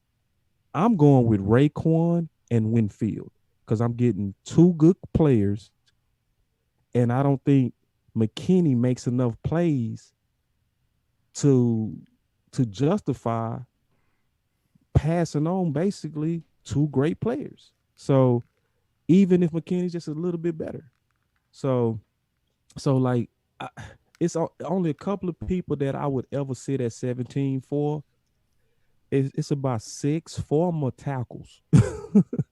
for 4 tackles, it's 4 tackles in this class. I would sit comfortably at 17 and take all of them, right? I would build right back into that offensive line. I sure would. I would, with the quality of guys that's in this draft. But if all those tackles go, I don't want McKinney. I don't want Del Pitt. I don't want most of the people that's gonna be sitting right there. I want to move down. I want to target Queen at linebacker. I want to target Raekwon at the bottom, depending on what we do in free agency. You mess around and get McKinney at the bottom of the first, like for real. You mess around, and load up on extra picks between round 2 and round 3. I mean, it sounds like a good plan. It probably would even work. My thing is this: I just think the Cowboys are going to be so head set on making a splash or making a pick. You know what I'm saying? Yep. But I mean, my thing is this, man. As long as the Cowboys kill it in free agency, I don't really give a damn what they do in first round pick. As long as you know what I'm saying. As long as he play in the next 2 years, I don't care. You know what I'm saying? Right. Because I'm not expecting for my first round pick to come in and be effective. That to be make or break of my season anyway. I'm gonna tell you this: if you're betting on your first round pick to come in and change the totality of your season, you probably not a good team. You know what I'm saying? Like you're probably not a good team because that hope should only be on a quarterback. Shouldn't be on no goddamn safety. You know what I'm saying? And, I know this. Anthony Harris is better than all the safety that's available right now, and you still got to hope that they good. Why not just pay somebody to do what they do? You know what I'm saying? Instead of buying hope, just buy production. Dang. Like, you know what I'm saying? Man, say that, please. Just stop buying hope and just buy production. The dude said he can intercept the ball. He looked like he can intercept the ball. He got 6 interceptions. Pay him. You know what I'm saying? Like, pay him. And you got to think, for $2 million more than Byron Jones, would you take it? Yes. Yeah, and his free agency class is frankly better, bro. It's just what it is. It's like, that's why I say go for what's deep. Don't go for what's shallow. People say, I don't know about his age. Earl Thomas was 30, and we were talking about giving him a $12, $13 million 2 years ago, which is what? Right. $13 million 2 years ago is like 14 now. Yeah, he's 28. Harris is, and then safeties can ball for at least 32. Charles Woodson led the NFL his final year in the NFL, and I think he was 35 years old, and he was playing safety. Yeah. He switched from corner to safety. I started getting off of you around 33. And there are particular ones that's playing good up into 35, like the former Dallas Cowboy over with the Ravens. Carr playing pretty good. Didn't we just have a debate the other day that I said Carr was better than Jones? Yeah. Was that you I was talking to? Hey, boss, I'm going to tell you something else you could do, too. Shoot, man. Keep it 100. Shoot, I told you I don't want to be the Patriots no more. Forget the Patriots. They can't even make it out the first round. I want to be the Chiefs. You know what the Chiefs did? The Chiefs went and got the number 2 overall safety, and then they went and got Juan Thornhill. Right. And people said, why? Because they said like this: if we throwing bombs on you all day, you're probably going to want to throw some bombs on us. You want to know why? Because when teams are down, what do they throw? They throw the ball. So you got to think like this. If you are and it makes sense for the Kansas City Chiefs, because the Kansas City Chiefs know that, guess what? There's going to be a lot of times with our offense that we're going to be up 10, 12 points. And what do teams have to do when they're down 10, 12 points? They got to throw the ball. So your back end safeties better be able to get that ball. So what they do? They got the honey badger, and they got a guy who they called the baby honey badger. Like, why? Let you do me, bro. Why would they didn't even need him? But you get what I mean? Like, they did not need Juan Thornhill. They didn't even need him to win the Super Bowl because he got injured the week before the playoffs, and they still went on to win the Super Bowl. So think about this. The defense in Kansas City that they said, oh, it's not really good. Well, Juan Thornhill actually was outplaying Tyron. Like, he was outplaying him. Like, he was on pace. He was on pace, in my opinion, to be your defensive rookie of the year. Like, the kid was balling, bruh. Balling. You know what I'm saying? People was getting mad and madder every week at the Tristan Hill pick over Thornhill. Yeah, and they went and got the number 1 free agent and went and used a high pick. You know what I'm saying? That's crazy. Yeah. They didn't use a first round pick. They used a second. That's going to your point. And I hope you're right on this, bro. Like, this will be a good year to make that splash at safety at free agency, bro. Like, and then pair him with another dude. Pair him with another dude, and you still got Donovan Wilson. I made this case in the book, to your point. I say, as fans, we so thirsty for safety, bro. We always go to the steak shops, right? Earl Thomas. We wanted Thornhill. We want the best available in every market. In every market. But you making a good point, bro. Like, Anthony Harris doesn't have the name value of Earl, but he's a clear upgrade. You know what I mean? A clear upgrade. And it's he solves so many of the problems that we say we want to see fixed, like getting the ball. You know, so I mean, I'm not gonna let you get my hopes up though, West, because I ain't gonna let you do me like that, bro. It's gonna be a situation where I have to see it to believe it, because we have not shopped in week 1 in so long. But if we do, bro, drinks on me for a whole week. Matter of fact, every time you come in town, drinks on me, because I would be honest and say you was the guy this year that talked me into semi believing that we could possibly do that, but you making the case that's exactly what Kansas City did. They went and got them a veteran and they still got Thornhill, bro. Like we could do that. Like we literally could do that. We could go get Harris and then say, you know what? Let's also double up on that too. Let's get Duggart. Let's go get Winfield or get Delpit. Like if you do, and we got both of them. Like, Oh my God. Oh my God. Like you guys got to think about that too. Like you got to think about that, man. When teams want to throw the ball on obvious downs like 3rd and 7, 3rd and 8, you basically like we can match up with you across the board. Let's get it popping. And think about this. What are your safeties? What do they also help you with? In what? Run support, and they also help you in what? Against tight ends. Well, we got some pretty good ones in our division, right? You know what I'm saying? Right. Everybody got a good tight end in our division, except for, we got a good one, Man, but we get he just played Anthony behind Harris. somebody else. And I'm gonna say this, man. We don't even have to get Anthony Harris. Like, if we get any one of these top safeties, like any one of them, bro, like it don't even have to be. I mean, we can go Carl Joseph, Jerron Curse, but then we can keep going. You still got Clinton Dix, Carl You Joseph, got a guy they loved, a guy they brought in for Yeah. 30 visits, never Trey drafted. Boston, Von Bell out of New Orleans. He's only 25. Remember, he went to Ohio State. I'm looking at the book, y'all. That's why y'all got to get it, Adrian Phillips for the Chargers. He's 27. He only costs $2 million. Like Antoine Exum from San Fran, the second safety in the deep room. Clayton Gathers for the Colts at 28. I mean, like, it's we don't have to like we don't even have to go to Anthony Harris to improve. That's one thing we all got to be clear on. Like you can improve the safety room and and even without looking outside, we can even look inside. We can look at our boy. We can look at Donovan Wilson. Mr. Donovan Wilson. Like it's I was listening to a show and Georgia Local was on the show, and he confirmed on the show what we've been like fearing. He said when I got here, it was obvious that Dallas had their guys that they and my boy Jaquez, I always called it a predetermined roster.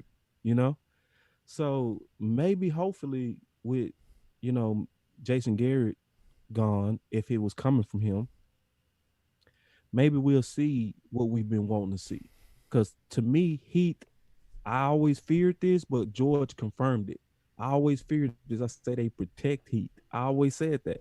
I said you can see it on the competition they put around him and how they work through the competition. It's like, no, like even when they drafted White and Bo, who was competition to the boys who balled the best, which was Dak and Zeke, and they still didn't get anybody to compete with Woods and Heath.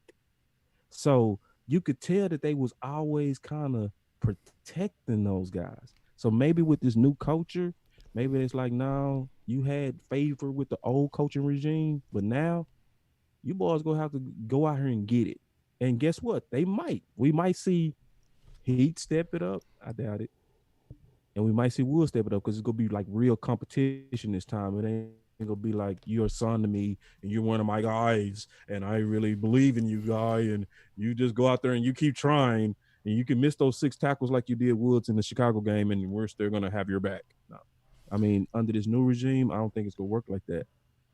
Yeah, I don't think Heath needs to get better because I don't think Heath can get better. I think Heath is playing the best at football that Heath can play. I just think that Heath is a Honda Accord, and this is a life of fast Lamborghinis and everything else. I mean, but if I mean, for the most part, Jeff Heath is like the Dak Prescott of your defense. Like, he's a guy that you got got him for nothing, and he's paying above his means. But the only difference is he not playing elite above his means. But I mean, I think you're getting the best out of Jeff Heath right now. Like, he led the team in interceptions 3 years in a row. I mean, Jeff Heath he's not no top tier safety. Like, and it's just like I don't think I don't even think he can step up. Like, he's like, I'm running. It's like it's like, you put your little son on a treadmill, he be running, he like, run faster. Like, I can't move my fat legs fast enough. You know what I'm saying? Right. Like, I think you're getting the best out of Jeff Heath. And then he coming off 2 bad shoulders. But it's just time to hang it up, bro. Jeff Heath is, man, like, he didn't play way longer than anybody would have thought he didn't play. I think he played 8 years in the league. Like, come on, man. That's a long time. Bro. But, hey, before we get out of here, man, I do want to say I want to talk about one quick thing because, man, they brought this up, man, and this is honestly my strategy. My boy said he want to get more weapons for Dak, and you absolutely right, man. That's what I want to do. That's what I want to do. Me too. I want to weapon up, man, because if you trying to beat Kansas City, because you got to see it like this, man. You got to be able to beat Kansas City because I think Kansas City's probably going to be back in that Super Bowl next year. You know what I'm saying? Because their team's going to get better. I don't see why they're not going to get better. They're going to get better next year. More confident. Yeah, they're going to be playing with way more confidence, and they're going to probably get better. And there's no more Tom Brady and the Patriots, so it's wide open. Everybody else's changes every year. Open. You know what I'm saying? So basically get ready to shoot out with a team. Yeah, it's exactly. So, man, if you need to get in a shootout with a team, man, it's going to be Kansas City. They have weapons. They're going to let Sammy Watkins walk, and then they're going to replace him with somebody else. You know what I'm saying? Like, they're the type of, like I said, they're like that movie. You ever seen that movie when they be like, okay, put your gun, they'd be like, okay, take all your guns off. You take the gun off and be like, all right, take the gun off in your shoulder. You take the gun off. Then okay, well, hold up. And then he pull up his sleeve and he got a little gun, a little pistol. Then he's like, hold up. And then he got to pull his pants down. He got a knife right there. Like, that's Kansas City, man. Like, think about this. They had Shady McCoy and he didn't even play, bruh. He didn't even play. That's how deep they were in the running back. He didn't even play. They had Sammy Watkins. We were about to give Sammy Watkins $15 million, right? They had a $16 million. Okay. Yeah. We were going to give Sammy Watkins $16 million, and he got outplayed by a rookie that they drafted this year in the second round. Right. Like, who does that? Add to that just a little bit. Who does that? But add to that just a little bit. You said we was finna get Sammy Watkins for $16 million, but this is the biggest part too. He was their third receiver, bro. He was their third receiver. He was their third receiver.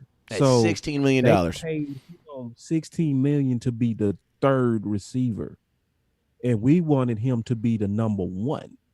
So going to your point, or I don't know who that was, but they made a good point. Yes, we need to weapon up Dak. Even more. How many weapons? Even more. How many guns can you have? Even more. Yeah, T.I. Y'all remember T.I. got pulled up? We got caught on them guns. You need T.I. guns. And Mahomes was cold, but you gotta ask the honest to God question, bro. His weapons won him that Super Bowl. That's cold if he was working with what Dak had in 2017, bro. No, because he almost messed it up, boss. He almost messed it up in the Super Bowl. Keep it real. The weapons, bro. Like, Mahomes was losing that game for them. MVP. Good kid, though. Everybody always talk about, they say before Cooper, Dak was, average. I say, see, this is what a lot of people don't know.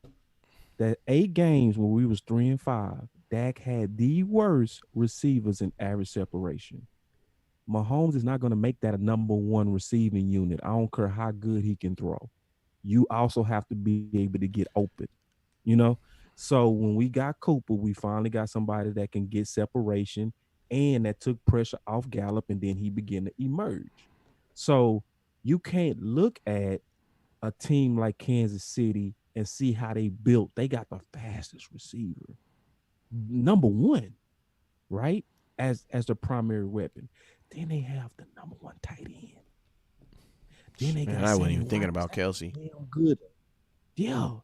I wasn't even thinking about Kelsey. Bro. Like, they got weapons. They got guns on top of guns on top of guns on top of guns, bro. Guns on top of guns on top of guns. Now, we all think, we got the triplets. Man, they got the quads, bro. They got the octos. So great. Think about this, boss. We got the triplets. They got the, what's 5? Uno, I don't even know. They got the quintuplets. You know what I'm saying? They Forget got the triplets. They 3. That ain't enough. Why have 3 when you can have 6? On the weapons, bro. That's a tummy gun. So I talk about this also in the 2020 Boss Cowboy Guide. It's also not just the weapons, it's the types. They got all the types for all the situations. So if you in the red zone, you already know you got your big boy, you can go get him. You can go get him the ball, right? Or if it's between the 20s, you already know who can separate, heal. You got all the weapons that perfectly fit all your situations. If you look at Dallas, Dallas has a bunch of what I call shooting guards and point guards. Their average receivers is going to be 6 foot to 6'1" at best, right? There's nobody that helps Dak and Kellen in the red zone. There's nobody that can go get it. Just, I'm better than you. I'm bigger than you. I'm going to jump higher than you. And there's no small, elusive guy either that can just get small. I mean, Tavon Austin don't count. He runs side to side. Yeah, we don't. I think we have more of them. We don't have even close to enough possession guys, you know. So, I don't think our tight ends was athletic enough for the West Coast. We're gonna have to get a way better athletes, right, at the tight end position for what McCarthy wants to do. Especially looking at what McCarthy has drafted and acquired with Green Bay historically. They've always been athletic tight ends. So, man, that was a great final point by that guest on your page. I mean, Dak need more weapons, and it's like I said this a long time ago to you, West Coast, when we was first starting to debate, me and you, like 1-on-1, no crowd, nobody. Like, we're talking about re-signing Cobb, bro. Like, let's just be real. Like, I love Cobb, but like, bro, use a second round pick on a guy to replace Cobb, bro. You're gonna get cheaper money because you gave Cobb $5 million. A second round pick ain't even gonna make $5 million in 4 years. Right, and like those are the type of deals y'all need to be thinking about moving around. Like, you should be. And this draft class can replace him too, bro. This draft class is epic in receiver. Like, outside of McCarthy, there's no reason. I mean, I like Cobb as a guy, I like Cobb for this reason. But the main reason I like Cobb is because he knows McCarthy's system, and then he's a working example of that system. Yeah. Every now and then you want those type of guys because then they're gonna kind of set the tone for the model of his offense, and he's going to be a working example of it. But at what cost, though? At $6 million? Exactly. I don't think so. No, I'm with you on that, bro. Like, you know, you ain't. I would just give him 1+ to that minus. You know and they say, why would you take Dez over Cobb? Because you know what? I have enough guys who can run down the field. I need a guy who can run. I want to replace, like, they say, well, if you're going to keep Cobb, why would you get Dez? Because Cobb doesn't do the same thing Dez does. There you go. They do two different things. Exactly. Dez jumps straight up in the high. One is a route specialist. Yeah, one is going to specialize in jumping up in the air higher than everybody else and getting the ball. While another guy is going to focus on getting the ball after the catch and running like a running back. Okay, well, my question is, all those plays that you run for Cobb, why can't you just give them to Tony P? Like, why can't Tony P just stretch out like a wide receiver? Or John Vay. You know what I'm saying? Like, why can't, it's not. Yeah, he's going to be up and coming. Because, and I'm going to tell you this, boss, I think if you give Cobb the same opportunities you give Tony Pollard, I promise you get 1,300 yards out of him. Oh, yeah. Because he's faster, he's way more elusive. Like, we should be, like, honestly, like, our offense needs to figure out ways outside of than handing the ball to Tony Pollard. We got to get him involved in the passing game. So, like, how do you do that? You force yourself by letting Cobb walk. Why? Because guess what? When we go into those formations, you're not going to be in the backfield blocking. We'll have Zeke on the field for that, or we'll have our fullback. You can be spread out wide. And think about this. You can bring him in as a running back and just motion him into the formation. Right. And you save yourself $5 million. Michael Gallup ain't gonna make $5 million in 4 years. He ain't gonna make nothing close to that. And one thing I want to say too, I was getting to the point when me and you had our first like real debate, right? We was debating Dak, and I said something, and you backed up. You was like, "You right, bro. You right." I said, "When has Dak ever wasted a weapon?" Yeah, he uses it. As soon as Mari Cooper came in, they got it popping, bro. They didn't waste no time. You don't waste weapons, bro. Like it's some people you can give them weapons. Like remember Cooper was in the Raiders. Yeah, with Cook. With Cook. My boy. You give Dak Cook. You give Dak Jerry Cook. It's ridiculous. Bro, you telling me Dak is not gonna kill with a tight end that can go vertical like Cook? Yeah. No, he will kill. So it's like that's one of the most significant points this whole show is don't waste this draft not weaponing up Dak Yeah. because that's where this draft is full of weapons. Yeah. It's And I'm full of it. And I'm gonna tell you this, my boy Lucky Johnson, he kind of going off on Facebook. He says check his 40, but importantly, he don't drop passes. Wrong answer. He dropped 8 passes last year. The second on this team, the number 1 on this team was Michael Gallup with 11. I'm sorry to tell you, but he Who dropped. don't drop passes? He said Randall Cobb don't drop passes. Stop it. Yes, he does. Yeah, he do. He actually dropped 2 passes more than. Only one team had 3 receivers in the top 20 of receivers and drops, and that was Dallas. Exactly. So yeah, he do drop passes. And I'm gonna be honest with you guys, like we gotta stop using this, oh, he's a great blocker as a reason to keep somebody. Like that's like saying, oh, but he's a really good special teams guy. Bro, are you serious? Everybody can block good. Like, and I'm gonna tell you this, do you honestly think having Ezekiel, like that's another thing that pisses me off when people be talking about this, oh yeah, but can he block? Dude, do you think that Zeke really need a wide receiver to block for him? Hold on, man. Do you get drafted 4th overall to need a wide receiver to block for you? A wide receiver blocking for you is predicated down the field. Think about this. This is how I know that people just be spitting stuff out their head, right? If a wide receiver is blocking you, that means that you were already past the linebackers. Because a wide receiver is not going to be blocking at the top of the route. That's not what wide receivers do. There's only one play they do that on, and that's a screen. When you run on a screen every play. So think about this. If you're telling me a wide receiver can't block downfield, that means my running back is already downfield. Like that is somebody blocking. I'm sorry, that's not. And then you know what they also say? Oh, but Jason Witten's a great blocker. He gotta stay. Man, slap yourself. Slap yourself. Blocking ain't that important. It ain't that important. Not in the West Coast system. Not in the West Coast offense. How much did Jerry Rice block? He ain't blocked lunch. Exactly. And then, I mean, you know, if you block a God, you'll see that I already went through the history of McCarthy's picks, draft picks, and acquires even at tight end. Oh, he talking about he want to know your thoughts on Thaddeus Moss. Give me your thoughts on Thaddeus Moss.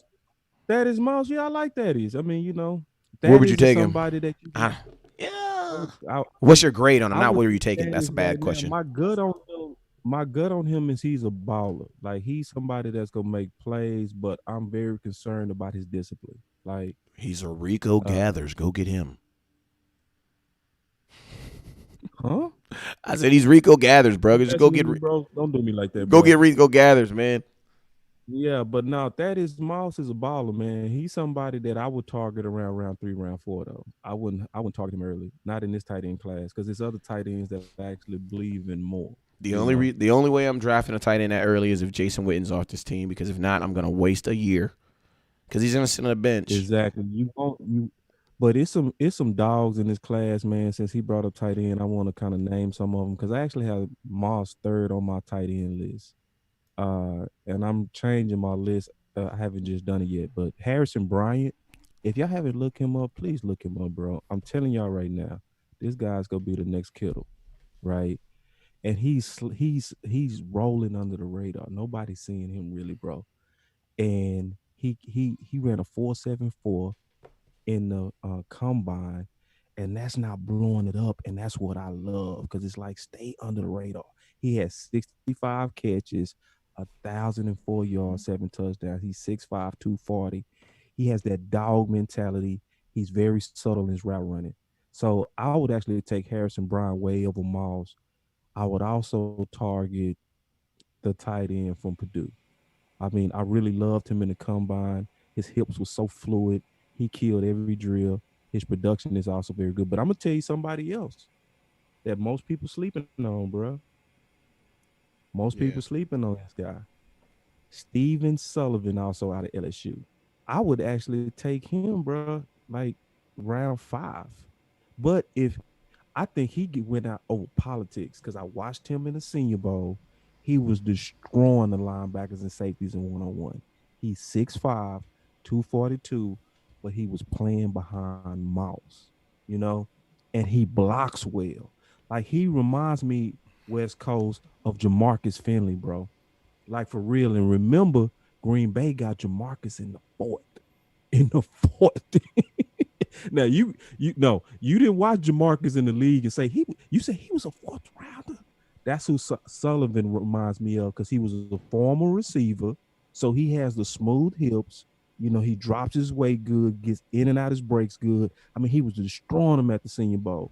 He had an okay combine, but he has all the rawness, the measurables, and the tape says he can block, and he's a one-on-one nightmare, and he definitely going vertical, bro. And I would definitely take him. I would actually take him over Mouse. Like right now, I think if he goes into our system, he go rise. He's gonna be that big boy we've been needing, you know. But I bet we can get him like in the 5th or 6th round though. But he'll be a steal for tight end, and he fit McCarthy like athletic tight ends. Please look him up. Steven Sullivan out of LSU. Look up his Senior Bowl because you ain't gonna see a lot of film on him. I think Lucky. He ain't gonna have to look him up. He a LSU fan, I think. Oh, okay.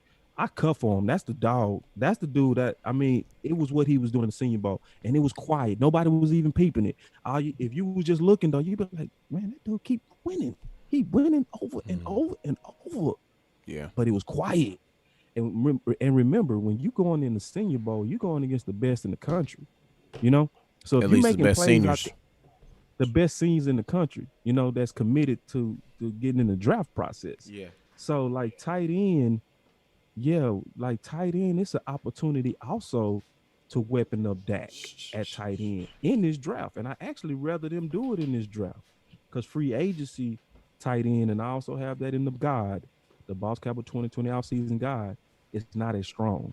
You know, Ebron, I would rock with.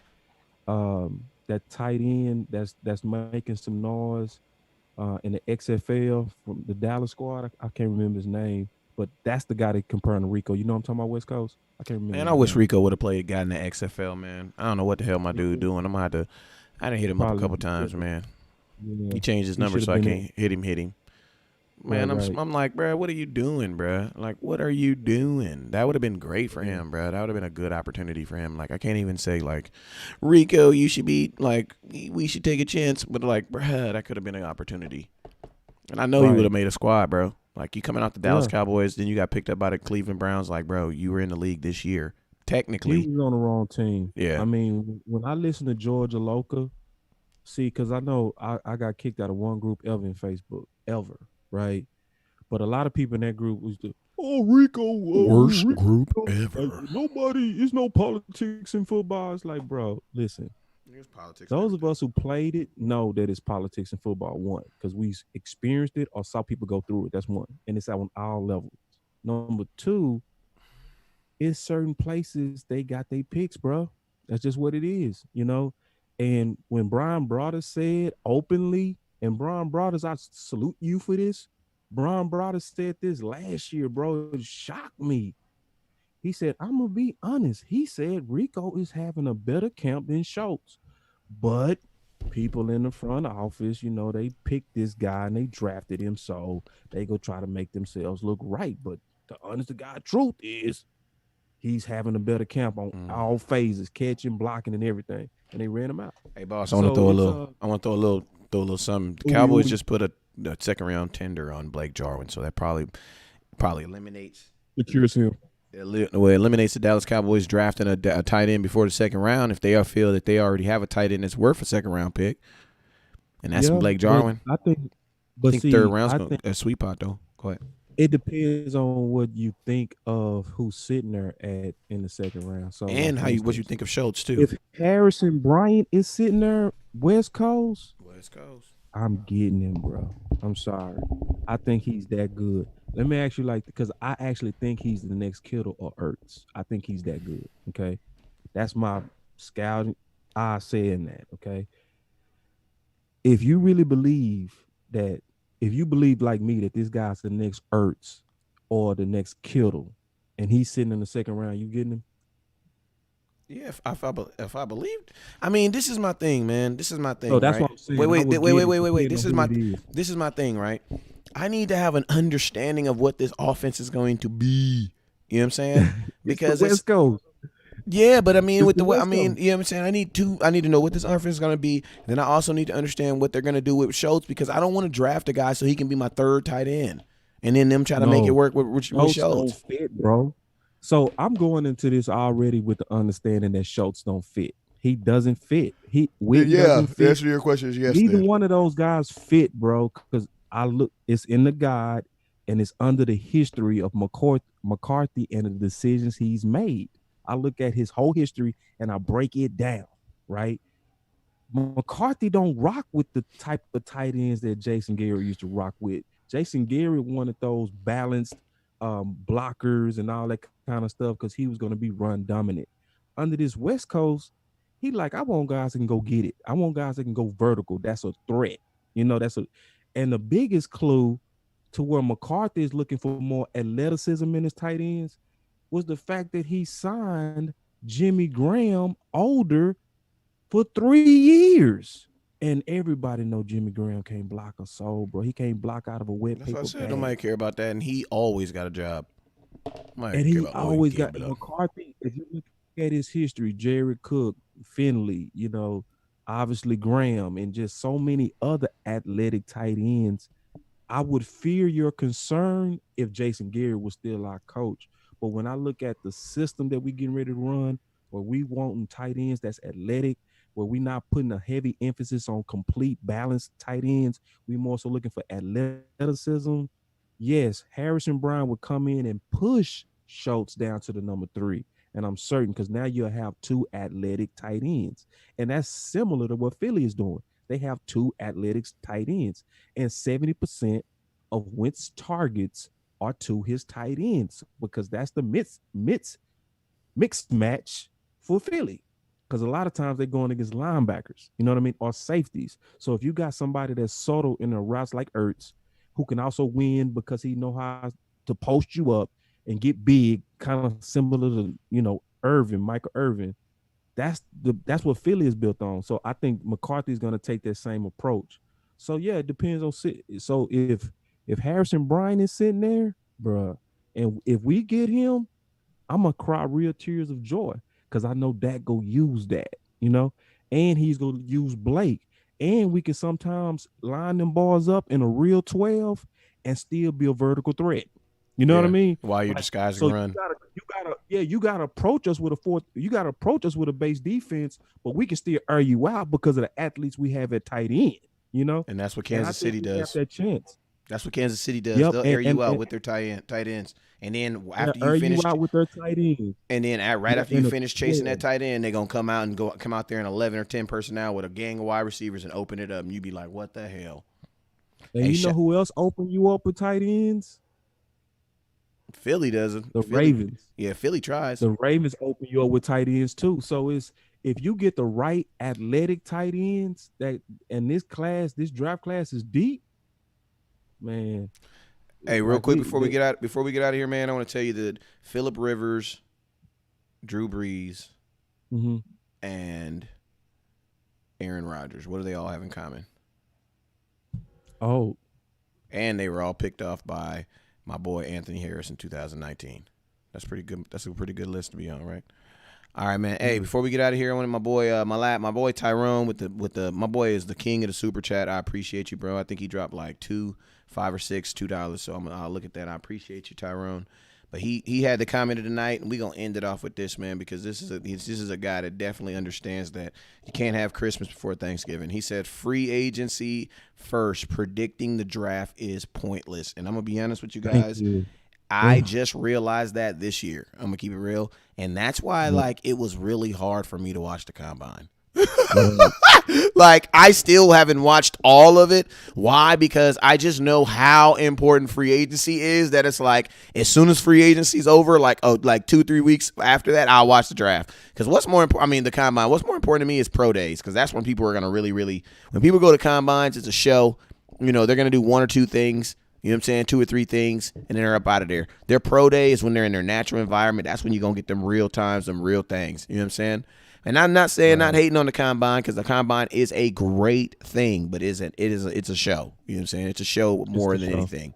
You know what I'm saying? But you're absolutely right, man. You're absolutely right. And one thing I would disagree slightly on. I agree with you 90%, my brother. The one thing I would disagree is it's a total waste no, because sometimes you have to plan for contingencies in the draft. So you got to kind of go into the draft assuming certain things was done in free agency. So, for instance, just give you an example. So you can go into a draft with hypothetical contingencies by saying, okay, if we address DT in safety, what would we do? If we keep Cobb, what would we do in the draft? So, like, you can still talk about it, but you don't want to talk about it in definite terms, like what's being leaked out now, like silly stuff like, Dallas would, trade with Miami and give away Dak and see all that. See, that's silly. But Miami wouldn't even trade for Dak for 2 first-round picks. It doesn't make sense to yeah, do they that in not this gonna draft. do that. They No, doesn't. they They have already 3. sitting pretty. Like they sitting Yeah, so pretty. Like why wouldn't you just draft a quarterback? And then think about this: people forget when they make statements like that. They always leave this tidbit. They're gonna trade for him, and then they're going to pay him. So why would you give up 2 first-round picks to then turn around and still make him the highest paid quarterback in the NFL? That makes no no, sense. Doesn't make yeah, any and sense see a to do team it to like any and a quarterback. team that's rebuilding need volume. They don't. A team that's a player away, they could do that. Yeah, You know they what I got mean? them They'll picks give for a away the two reason. first rounders. If you the Colts, you'll give away 2 first rounders because you like we just need a quarterback. But if you a team that's rebuilding, you need the picks because you need the volume of players to get that team going Yeah, you're in the trying to right change the direction. So culture in no, Miami. So you don't do that. You need multiple exactly. players. Like we You think need about this. multiple Where would the players. Dallas Cowboys be if we only got Troy Aikman? Exactly. We would be trash. We would have If never. We we wouldn't have got if no we 3 trade Super for Bowls. Herschel Walker, we wouldn't. No, it was the volume of players we got for Herschel that made the Dallas Cowboy Yeah, champions Herschel of the didn't night. do anything. It was the trades and the people we got. Man, It that was was a the phenomenal volume, point. That was a phenomenal point. So yeah, that killed. right? I It mean, was the volume. yeah, Yeah, that killed the whole Dak Prescott real quick because Miami it isn't Miami's it now it feels yeah. that doesn't make no sense for them. They're in rebuild mode. You No, don't rebuild with one player.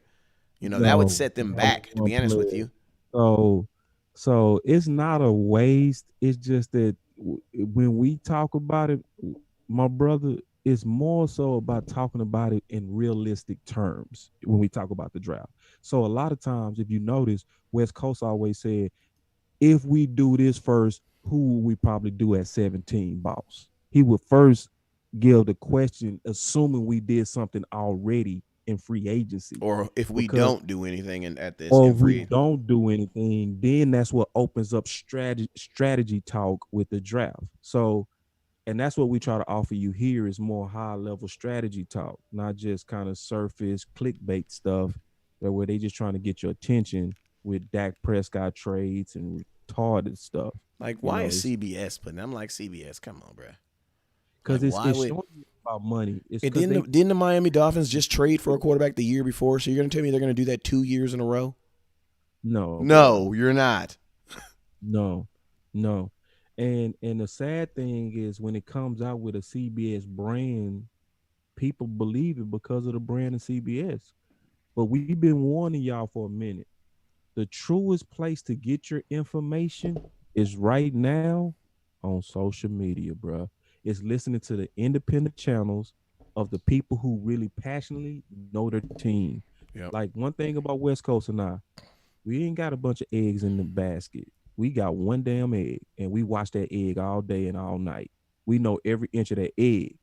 So just like when my boy said, CK told me this about Tony Harris. Jeffries. I was like, man, I didn't even know he was talking about college or what. I was like, CK, I'm let about me to go look explain him up. CK is the us for the Vikings.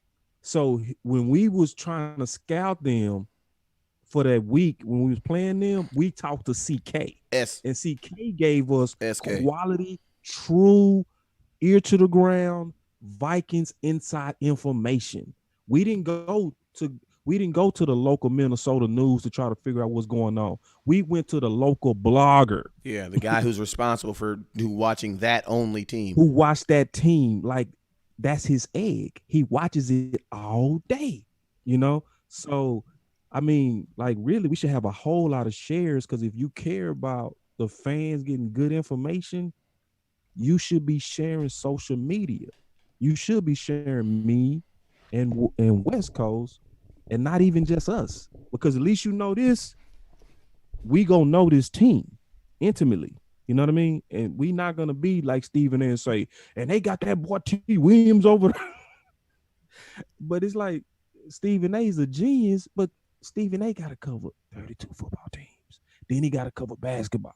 Then he got to cover boxing. They even throwing him in MMA. It's too many eggs in his basket to be an expert on Dallas. Yeah, exactly. You know?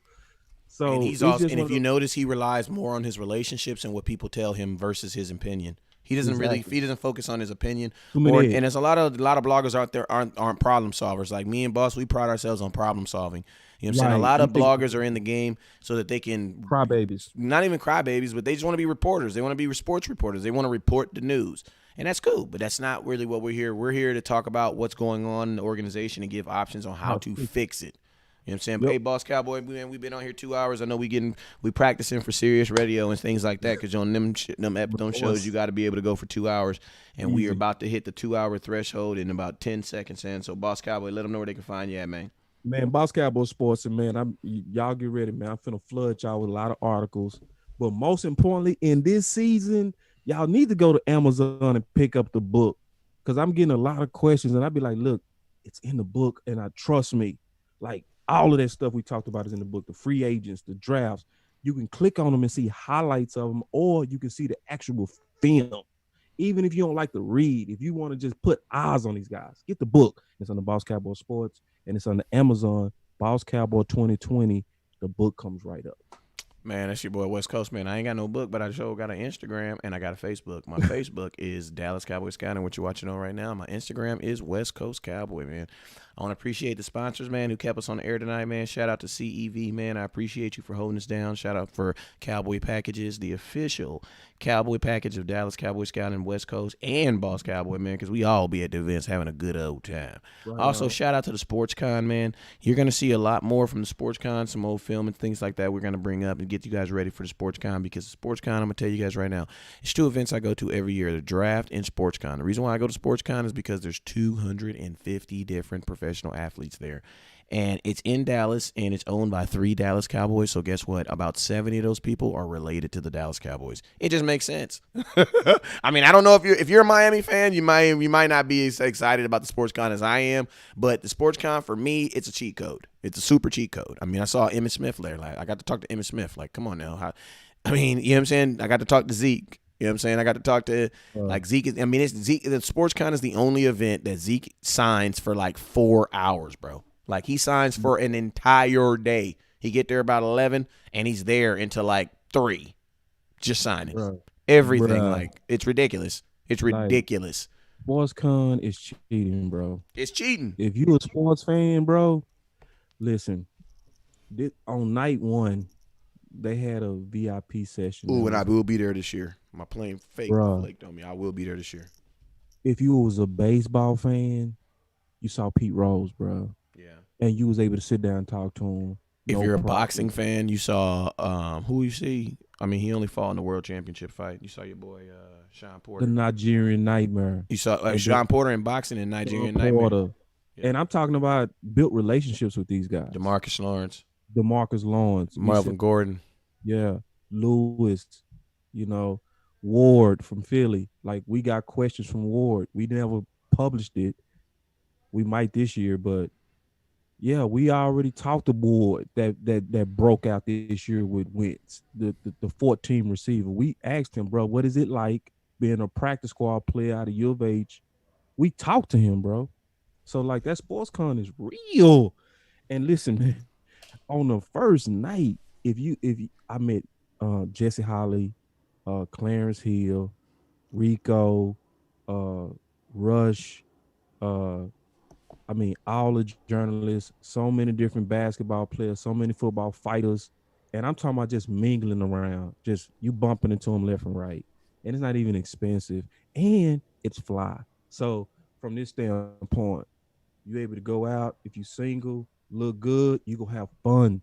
It's good. It's not just where you standing in line to shake a hand and get an autograph. You mingling with him. So, like, that Sports Con that West Coast throwing out right now is way bigger than how we selling it. I don't think we can sell it like the way that it really is. Like when you walking around there, Ricky Williams just walk up, West Coast say, "Hey, boss, you did that write up on the buy and hold on marijuana. There go Ricky Williams right there." I said, "Oh, and yeah, you know what was Scully." dope, man? Around the time that Zeke was holding out, I mean Melvin Gordon hold out, because you know Melvin Gordon held out before Zeke. You had Ezekiel Elliott, you had Melvin Gordon, you had all these running backs there, bro. Like these was the same room, all in the same room. And then Melvin Gordon was so cool about it because you know we had media passes that man he gave me the first interview on about him and his holdout. First ever interview, first ever time he ever talked about it was with West Coast, with your boy West Coast. You know what I'm saying? And it's a cheat code. It's a cheat code. It's a cheat code. And I ran into Swam, and I'm talking about they talking to you like you a brother. Like he gave me inside information of what it's like to play behind Witten, and he was honest. He didn't lie. He was like, "Bruh, that you know you get tired of them hearing run this like Witten, do this like Witten, do this is like man, you know it's kind of hard to get in your game when you always compare to somebody else, you know." And he was being honest. I was like, so anyway, yeah, no, like, look, we gonna be advertising sports con, and we gonna be, but look, until you come, you ain't gonna get it. And then on top of that, they got drinks out there, food out there, they got all kind of stuff out there. So if you just want to kick it, yeah. And also make sure we're going to get you a discount on that too. So all you got to do is go to sportscon.com. When you buy your ticket, type in West Coast, and it's going to get you a real and fat discount on there. And it's going to be all lovely, man. But, hey, we appreciate you guys for rocking with us tonight, man. And it's been a great show, man. I ain't going to lie. I appreciate the supporters, man, because the supporters, you guys are the reason why the show got the major upgrade because, man, that Facebook and YouTube check cleared about 9 this morning. I went straight to Best Buy. and Boss Cowboy, what did I tell G last night when he was talking about I need to get the board? What I say, man? How much did I say? I said I got $100 left of my YouTube money. If you can find me a board for under $100, we can get it tomorrow. He couldn't find me. It was $149. I said, okay, we got to wait till next month. You know what I'm saying? But man, I want to let y'all know everything that y'all do to support, man, goes right back into the show, man. And I just want to let you guys know that West Coast and Boss Cowboy, we appreciate you, man. Remember I say, man, we being universal like the Bible. But hey, man, you already know what it is, man. Never look down because the star's up. Peace. Peace. Thank you for watching West Coast. This is Antoine Woods. Thanks for watching West Coast. Go Cowboys. This is Ray Williams. Thank you so much for hanging out with us at Dallas Cowboy Scout. Appreciate my man West Coast in this buck. Thank you for watching West Coast. Shout out West Coast Cowboys. You know it's always love over here. Raider, Cowboy, always a Cowboy. You did one hell of a job, and the only thing else I got to say is, how about them Cowboys? Yeah!